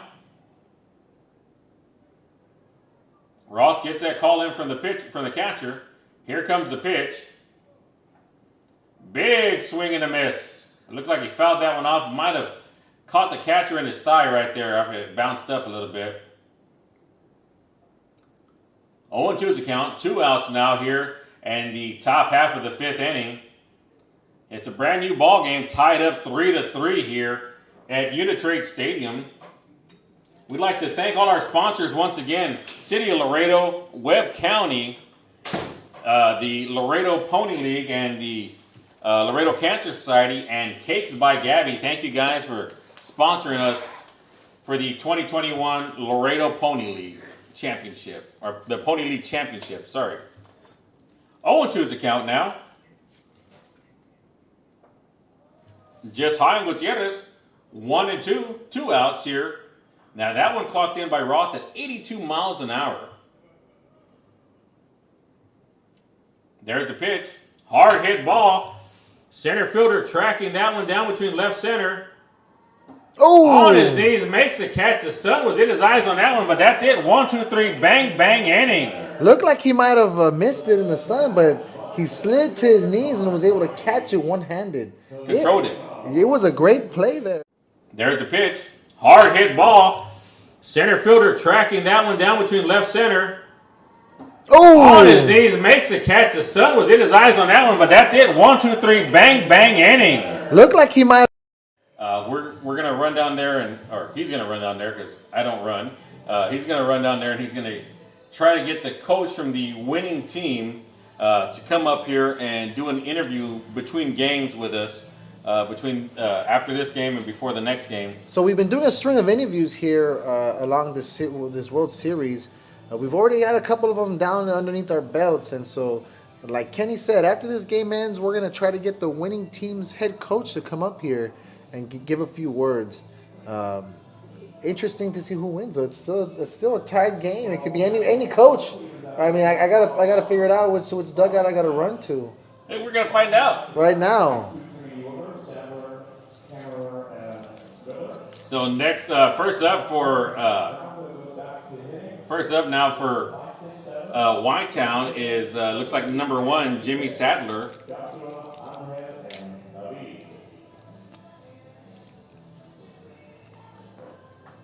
They're conferring around the mound there, talking to the pitcher, calming him down, saying, "Hey, let's get out of this inning real quick. Let's get back to batting." You know, they got 2.5 innings left here in today's ball game, unless we go into extra innings. It looks like Larrañaga has put on a new belt. So I wonder, it probably was broken. Maybe that speedometer was correct, that 99-mile-an-hour fastball. He clocked in, just tore his belt Towards out. his belt, yeah, that was power. So number 1, Jimmy Sadler up to bat here for Whitetown here in the bottom half of the 5th inning. Score tied 3-3. Excellent ball game here today at Uni-Trade Stadium. Here we go. Jimmy's adjusting his gloves, getting in the batter's box now. Angel gets that call from the catcher. Here comes the windup and the pitch. Beautiful called strike number 1. Looks like that belt is all Larrañaga needed. That kind of settled him down with the new belt there. Big swing and a miss. I mean, I always feel a little weird not wearing a belt when I have baseball pants on. It's always a different feeling. Less support. Yes, very true. Very true. 0-2 is the count on Jimmy. Chops that one over to the first baseman. No problem. Handles it safely. Out number 1.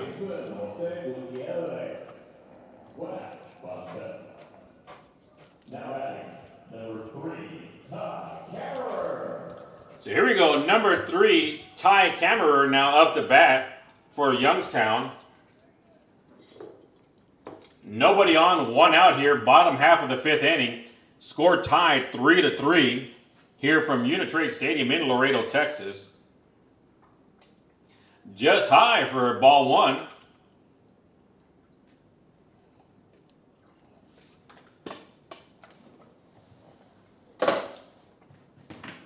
There's the windup and the pitch. Hard hit ball. Shortstop handles that one cleanly. Over to first. Oh!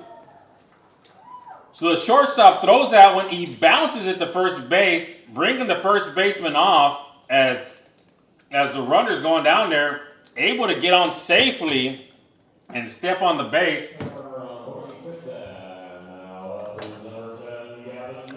Close call there. Tricky play for the first baseman to handle. He tried to step back on the bag, but it just wasn't in time. So now number 10, Gavin Miller up with a runner at first base for Youngstown. Here in the bottom half of the fifth inning with one out. There's the pitch. Beautiful pitch in there for strike number one. We promise you guys we'll get to some of your comments here shortly. I had to take a pause and leave Robert by himself for a little bit, and then Robert had to step out of the booth also. Nice hard hit ball to left center field. Center fielder's tracking it down. Oh, to the warning track. Fumbles the ball there. Ooh, he was trucking around there, and coach had to put the stop sign on him, because that center fielder had a beautiful frozen rope from center field to stop that run from scoring. He was hustling there in center field. It did get over his head, but he was able to field it in time, bobbled it, but with that frozen rope, like you said, Kenny, was able to hold the base runner at third. No runs scored yet. So here we go. We got a timeout now by the Broncos. Coach coming out to talk to Angel. If I'm not mistaken, this is Coach Cesar out there, I think. He was the coach on that Colt team that went to the World Series 2 years ago that took second place in the Colt Pony League World Series. I believe you're correct. His name is Cesar Rivera. There you go, Coach Rivera. He was that coach on that team for the Pony League Colt division that took second place 2 years ago. And couple of the players on the team were on that team. So a lot of experience on this Brownsville team right now. Counter at third, Miller. On second, intentional walk to Tim Quinn. Bases loaded, one out. So they gave an intentional walk to Tim. Looks like they're hoping for a double play here, occupying that first base position. So let's see up now? Let's see if they. Number 12, Cage Gillot. Cage Gillot's up to bat now after they gave that intentional walk to Tim Quinn. Bases loaded now for Y-Town here in the bottom half of the fifth inning with one out. Big swing and a miss for strike number two. Let's see if Brownsville's going to make this situation pay off for themselves, or they're going to regret this. And let's see if Gage can make them regret what they just did, loading up the bases for him. Here's the windup and the pitch. Hard hit ball to left field. Left fielder's tracking back. Oh, wow! Grand slam home run by Gage Gillot, making Brownsville Broncos pay for that intentional walk. The center fielder is visibly upset. I think the bats have come alive for Y-Town. They intentionally loaded the bases. They let Tim Quinn go to first base. They said, we're going to take Gage here. Gage made him pay for that one. Beautiful shot all the way, rode the line all the way to left field. I think the bats have come alive for Y-Town. A break. He's gonna sit himself down here. The coach is up on the mound, and they made the tough decision to pull him out. Yeah, he's got nothing to be ashamed of, though. He's got nothing to be ashamed of. It was a heck of a ball game by Angel today. Really great pitching. They just got the best of him here in the fifth inning. I mean, he was throwing heat the entire game. They got the best of him here. It was a risky call there by the coach to intentionally walk Quinn. And now we have Mark Cantu.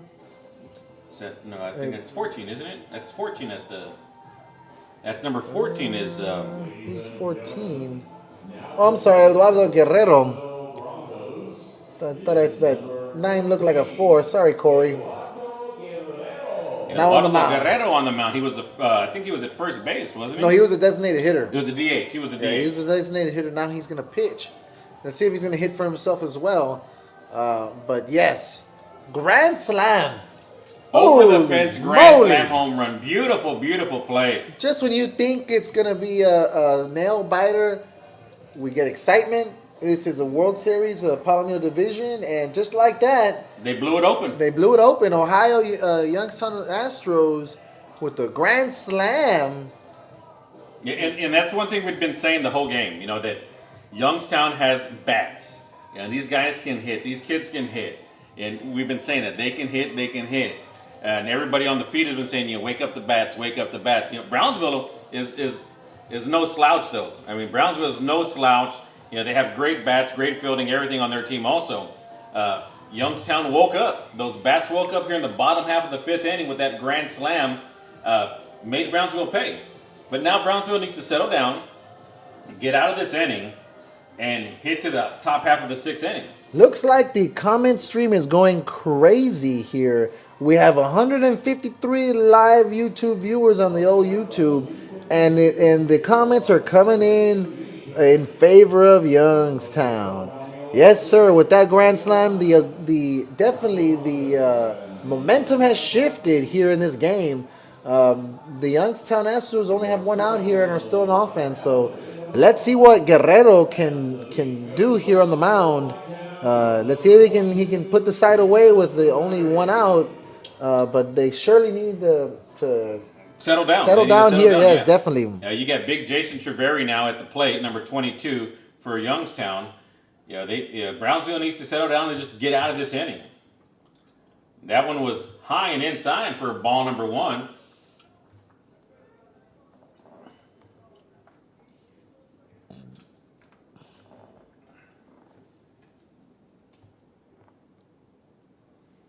There's the windup and the pitch. Hard hit ball over to the first baseman, able to control it. Ooh, Whoa. Treveri was smoking down the line. He almost beat that. He's leaving it all on the field here. Yeah, the first baseman trapped that ball with his glove. Took a little time getting up, and Treveri was flying. So now up next is number 13, Brandon Bearden, up now for Whitetown with a 7-3 lead here in the bottom half of the 5th inning. 2 outs now. There's the windup and the pitch. High for ball number 1.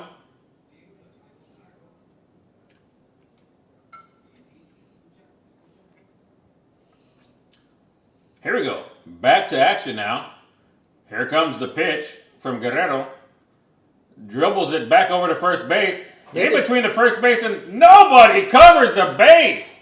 Guerrero, as the pitcher's running off to go that way, but the ball was dribbling between him and the first baseman. Second baseman's flying over to try to cover. Nobody was there. And Jason gets on to first. Very indecisive between the 3 players here. Nobody made the decision to cover. It seems like that little hesitation gave the base runner enough time to beat the ball to the bag. Very true. Very, very true. So now up next for Whitetown is number 9, Joe Manasotis. I believe that's the way it's pronounced. That's how I'm going to pronounce it. I apologize if I mispronounce it. Sounds about right. I think, it's a tongue twister. But we got the phonetic spelling there thanks to Corey. Here we go. 1-0, 2 outs. Runner at first base. Inside. 2-0's the count now for Joe. We're going to call him Joe. Joe? Joe. I like Minnesotas. Manasotis. Joe Manasotis. Here we go. 2-0. Runner at first base. 2 outs. Bottom half of the 5th inning.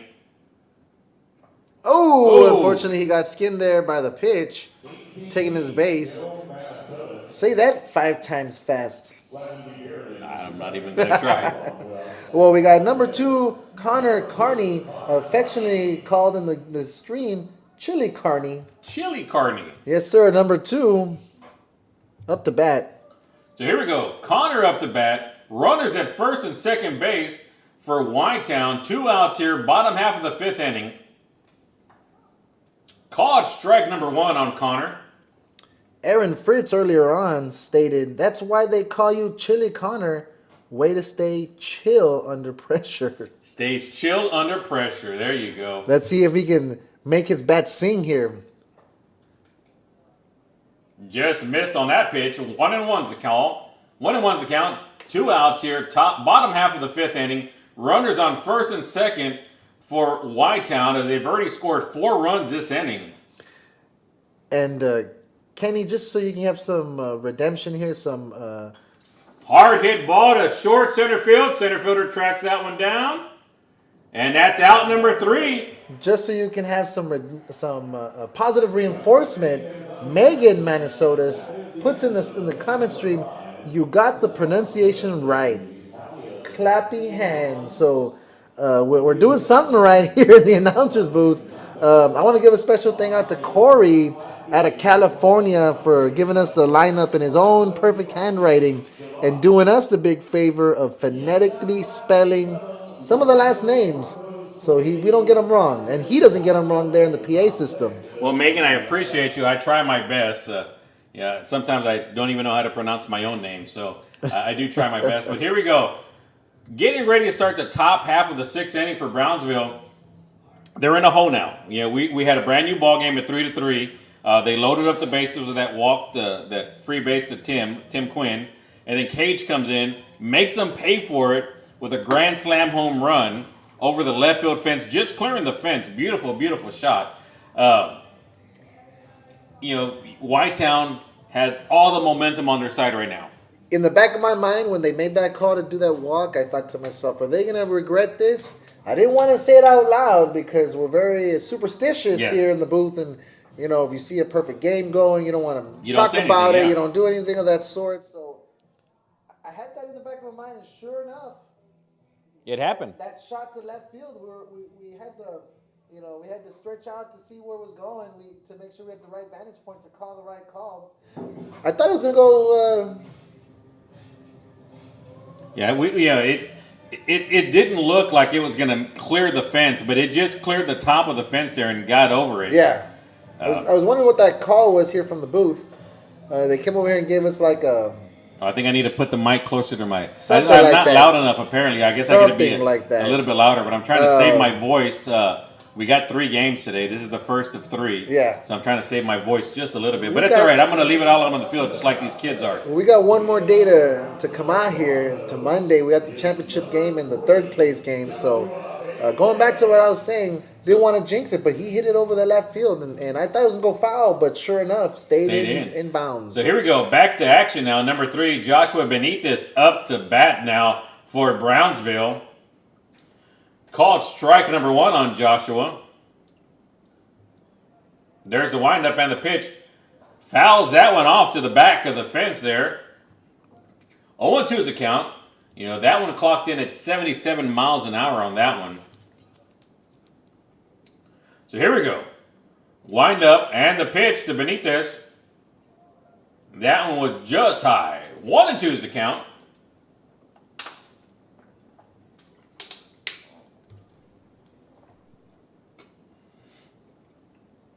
1-2 is the count. Sorry about that. Had to drink a little bit of water to clear my throat.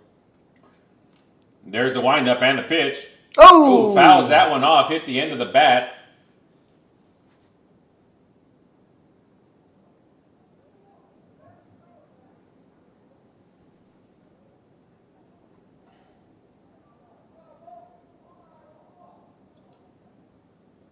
Looks like there's some confusion here with the batter. He assumed he got hit in the hand, but the umpire is saying that it wasn't. It hit the end of the bat. I think it hit the end of the bat first and ricocheted onto his hand. I don't know about that call. I mean, I want to say it hit him right in the hand. You can't. I think the way the ball flew back though. Yeah. I think that's what he was. That's what he saw. Yeah. Again, we're way up here in the booth. We're gonna have to take his word for it, but it's one thing to hit the end of the bat and you hear a distinctive ding. Ding. This time that ding was absent. Yeah, that ding was absent. I want to say that it may have hit him square in the hand. Well, the official saw otherwise. Well, we're gonna sure did. Sure here did. Here we go. Back to action now. 1-2, no outs here. Top half of the 6th inning. in a 7-inning game. Hard hit ball back up to the second baseman. Second baseman picks it up, floats it over to first for out number 1 here at the top half of the 6th.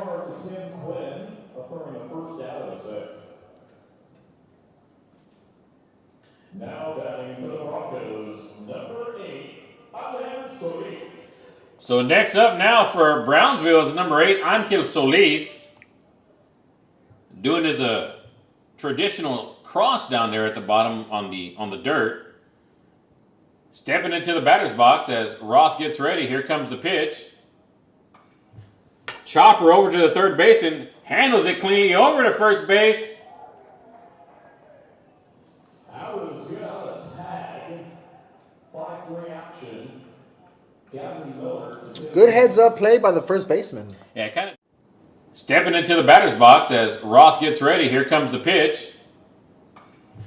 Chopper over to the third baseman. Handles it cleanly over to first base. That was good on a tag. You're going to get... So number 6 pops it up. First baseman tracking it down. Catcher tracks it down. Got it. 1, 2, 3 inning for Brownsville. Youngstown is coming back up to bat once again. Just like that, no run score in the top of the 6th. We got an inning and a half left in this game. Let's see what Youngstown does. Let's see if they can pad their lead or if they're going to, if the Brownsville Broncos are going to be able to put them down without any damage. Well, if Brownsville holds them here, they come back in the top half of the 7th inning and they have 3 outs to get 4 runs. Yep. To tie it up. It's not hard. Yeah, I've seen this team do it before. You know, Brownsville's a very powerful team. They can do it. But they have to control Youngstown in this inning. If they can control them here in the bottom half of this inning, I think they'll be okay coming into the 6th. 4 runs is not a very large deficit. You're absolutely correct, Kenny. No, we saw that yesterday with that grand slam yesterday. They were down by 4. We just saw it today with that grand slam right now. Game was all tied up, and they went 4 runs up. So one swing of the bat, they can break that deficit down to 0. Yeah. Definitely. So let's see what happens here in this last inning and a half of play. It's all up to Brownsville right now. Let's see if they can make this happen for themselves. Yeah, they have to come out here and just play some good defense and control the game. We got a little bit of Bon Jovi playing out there. You give love a bad name. Looks like we're checking out the crowd here in the stadium cam. We got a nice little crowd here. Majority of these parents are from Brownsville. I got to meet with some of them earlier today as I was walking in, talking to the coach and everybody. And, talking to the Brownsville team, we joked around about yesterday and all the fans from Brownsville. Love my raza from Brownsville from the 956. And, we joked about everything that happened and we were reading the comments. The coach, Cesar, was telling me that they enjoyed listening to us, and the fans are enjoying listening to us. And a gentleman that's standing right there, I don't remember his name. He's standing right there next to the dugout drinking I see him. Gatorade Yeah, right I now see him with white the shirt. towel over his towel head. on his head 'cause it's 109. Keeping cool. He's like, man, you guys, I hope ESPN hears you guys and hires you guys. From your mouth to their ears, right? Bristol, Connecticut, we're ready to go. It seems like the common thoughts here, and same thing in the YouTube comment stream. We're getting compliments here for our commentating skills, and me and Kenny really appreciate the kind words. Really humbling, to be honest. But it looks like we're back in gameplay. So we got number 1, Jimmy Sattler, back up to bat now for Y-Town here at the home half of the 6th inning. 2-0 is the count on Jimmy. So we do have some Go Brownsville. The Brownsville faithful are still there cheering on their team. We have 134 live views right now on our YouTube stream. That's 3-0 now on Jimmy. Being very patient. Back at the top of the lineup with Jimmy Sattler at the plate. Looking at the comment stream, we had one in particular that I want to throw out there was Kelly Jalot complimenting her son, my boy, after he hit that grand slam to open up this Bottom of the fourth inning with 4 runs. Great hit, great at bat. So here we go, 3-0.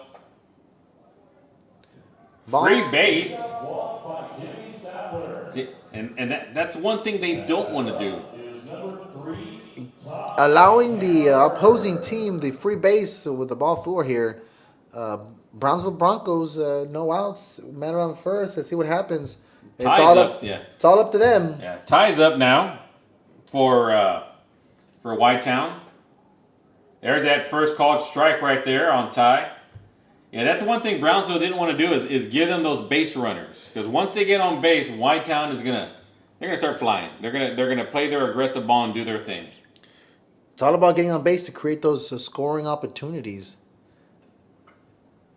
Here we go. Coach talked to Ty just a little bit, letting them know what's going on and settle down and let's do our thing. Here we go. Back to action now. Gets the call from the catcher. Checks that runner at first. Here comes the pitch. Squares up the bunt but pops it up. Hits the backstop. I think that's what Coach was telling them. We're going to come in here and we're going to play a little small ball and let's advance Jimmy over. Up 4 runs. Not a bad decision here by the coach. Let's see if he gives him the same call. Coach knows that Brownsville has power. Yeah. We need to score runs because they got power, and we don't want to let them back into this game. So they're pushing that to score some more runs on them before Brownsville comes back up to bat. High for ball 1. 1-2's the count. No outs here. Bottom half of the 6th inning of a 7-inning game. Runner at first base for Whitetown. Catcher cleans off home plate just a little bit. Calls that signal into the pitcher. He's agreeing on it. Here comes the pitch. High, 2-2. Oh, they called a balk on that one. Interesting call. They called a balk and gave Jimmy a free pass over to second base. I think he had a double take there that the umpire behind the pitcher's mound decided to call balk on. There's the pitch. High fly ball. Looks like the first baseman gets underneath it. Out number 1 of the inning. Made by first baseman Jose Gutierrez. Gutierrez caught that one there. Tracked that one all the way in. Now batting, number 10, Gavin Miller. So we got Gavin Miller back up to the plate now for Whitetown with 1 out, runner in scoring position at second base here in the home half of the 6th inning. Let's see what Gavin can do. Gets that call in from the catcher, checks the runner at second. There's the pitch. Chasing that runner back to second base with that throw. Luckily, that shortstop saw that one and got over to that ball. That ball was kind of high, too. That was a risky move there by the Brownsville Broncos catcher. But like you said, luckily the shortstop was in the right position to stretch out and keep it in play. So Gavin did check swing on that one, so that's a strike 1 on him. That one came just inside. 1-1's count, 1 out, runner at second base now for Whitetown here at the home half of the 6th inning, leading 7-3 in this ball game after that grand slam in the last home run, looking to add more runs in this inning. Gets that call in from the catcher. There's the windup and the pitch. High. 2-1's the count. Looks like we got some quick comments coming in to the YouTube live stream. Lupita Laroniaga, ánimo al cuadro, esto aún no se acaba. And she's got a bunch of emojis after that. And then Valerie Sadler says, let's get this run. We may need it. Just high. 3-1's the count. And Tia's right.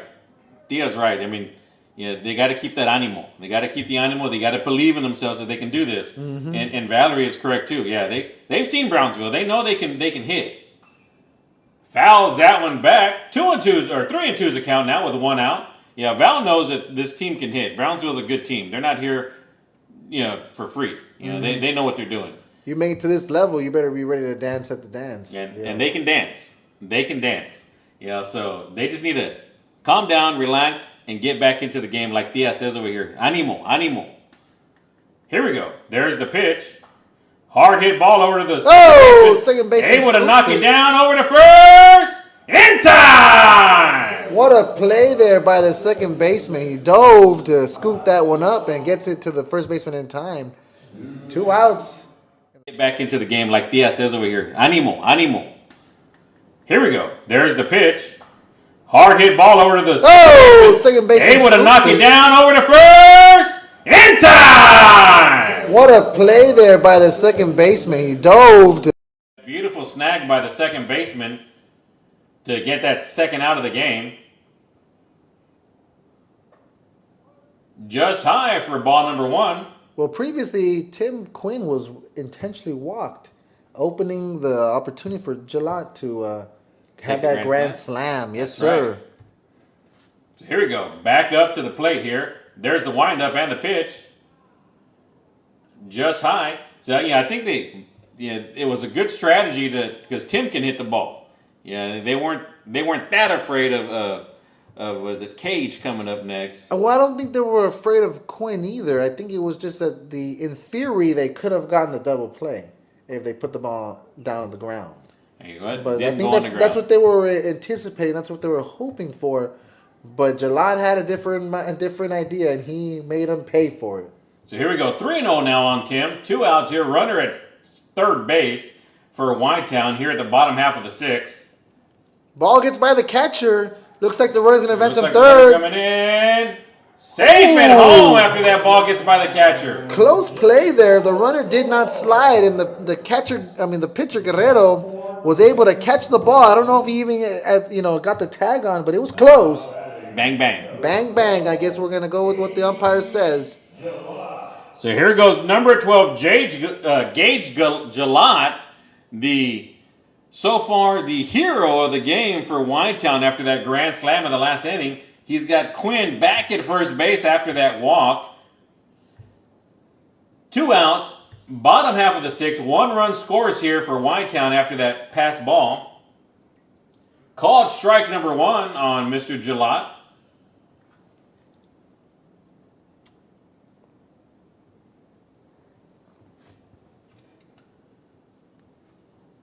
On 1, 2 outs here, bottom half of the 6th inning. There's the windup and the pitch.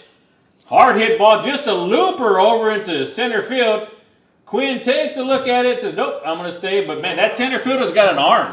Right to the second baseman and keeps the Quinn at second. Yeah, he came off a little bit because he was rounding the corner. And Quinn had to scurry back. He had to scurry back on that one, yes. He had to scurry back because that center fielder has a great arm. Almost caught him sleeping, but Tim was able to realize that the ball was coming right at him. So he went back to second base. We're about to get back in the gameplay here. Here we go, number 22 up to bat now for Whitetown. Hard hit ball to center field. Center fielder's tracking that one down. And that's it. They're out of the inning with no more damage on that one. 1 run scored, though, on the bottom of the 6th for the Youngstown Astros. Looks like they extend their lead of 5 runs, 8-3, going into the final inning. And Brownsville Broncos' last opportunity on offense at the top of the 7th. So here we go. Now they're going to present the grand slam ball to Mr. Gillot.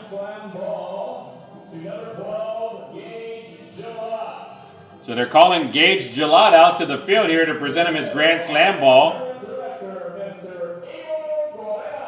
That's Abel Gorena. Abel actually had an interview the day before with me. He's actually the South Zone director and the Pony League Palomino director. He serves on the board of directors for the Palomino League, and he serves on the rules committee. So every year they go through that committee, and any new rule, any old rule that they want to take away goes to that committee, and they decide what goes into that little rule book that the coaches have to have with them at all times. I used to keep mine in my back pocket just in case I have to pull it out and check the rules. Check the rules, man. Of course. So let's give a shout out to our sponsors, the Laredo Cancer Society, City of Laredo, Webb County, and of course Cakes by Gabby. And I'm going to say it one more time. Those cakes are made with love. Definitely with love. No. I'm looking forward to trying one of these days. I hope Gabby's listening. I'm going to say it again. I hope she's listening. That way she can bring us a cake made with love. She might be. There's 134 live viewers on the YouTube stream, so she might be one of those. Let's see what happens. Maybe she'll surprise us either today or tomorrow. Well, you know, lunch is here for us. So some dessert would be awesome. Especially cakes by Gabby dessert would be even better. So you messaged me this morning on our way here. You said that you had a surprise for me. I actually made my own lunch, but I'm looking forward to this. What is this lunch you're talking about, Kenny? I'll tell you right now. Let's get back to action right now. Number 11's up to bat for Brownsville. Aaron. Oh, nice hard hit ball to left field. Oh, but the left fielder is able to scoop it up. He was able to track it down right at the warning track and bring it in for the first out of the inning. I thought it might have gone over the fence, but... Right now, let's get back to action right now. Number 11's up to bat for Brownsville. Aaron. Oh, nice hard hit ball to left field. Oh, but the left fielder is able to scoop it up. He was able to track it down. Number 15, Jacob Marroquin now batting for the Broncos. Hard hit ball, second baseman handles that one. And just like that, we got 2 quick outs for the Youngstown Astros here on defense. Looks like we're 1 out away. They're 1 out away from the big show. So here we got Juan Rivera right now with 2 outs here, top half of the 7th inning for Brownsville. You know, Whitetown trying to shut them down and go home. Because this is it right here. There's the windup and the pitch. Just outside, 2-0's a count on Mr. Rivera. Brownsville trailing here in the top half of the 7th inning, 8-3, and this is the last inning of the ball game. Big pop fly. It looks like it's going to be foul. Out of play? Out of play. Out of play. Over there to the swing set area, I think, right? I think it was a little bit closer towards the stands here, but we couldn't quite see it at this angle. So here we go. There's the windup and the pitch. Just outside. 3-1's a count now on Mr. Rivera. So we'll get to some of the comments here in just a little bit. And that's a called strike number 2. Full count, 2 outs here. Top half of the 7th inning. This is the last chance here in this inning for Brownsville. Hard hit ball over to center field. Center fielder's tracking it. He catches! Beautiful play in center field. And that's the ball game. Ladies and gentlemen, beautiful game today. Top half of the 7th inning. This is the last chance here in this inning for Brownsville. Hard hit ball over to center field. Center fielder's tracking it. He catches! Beautiful play in center field. And that's the winner of the next game, which is Laredo against Puerto Rico. It'll be an interesting game right now at 5 o'clock. Wow, that center fielder was flying. He dove and got that. I was holding my breath with anticipation to see if he was able to scoop it up. He did. I was impressed. Great game today. Hats off to both teams. Definitely. For myself, Kenneth Duncan, and Robert Diaz, we thank you guys for listening in. Stick around. We have another game coming up at 5 o'clock. Thank you all. Thank you guys for listening to us today. God bless you and have a wonderful day. It's time for lunch. It's time for lunch. We have some Rudies. Anticipation. You never told me. I brought everybody Rudies. So all the camera guys and everybody that's working at the booth here today, I footed the bill for you guys today. So let's eat. Did you hear that guy, Benito? All right. We're signing off, guys. Have a wonderful afternoon. Thank you.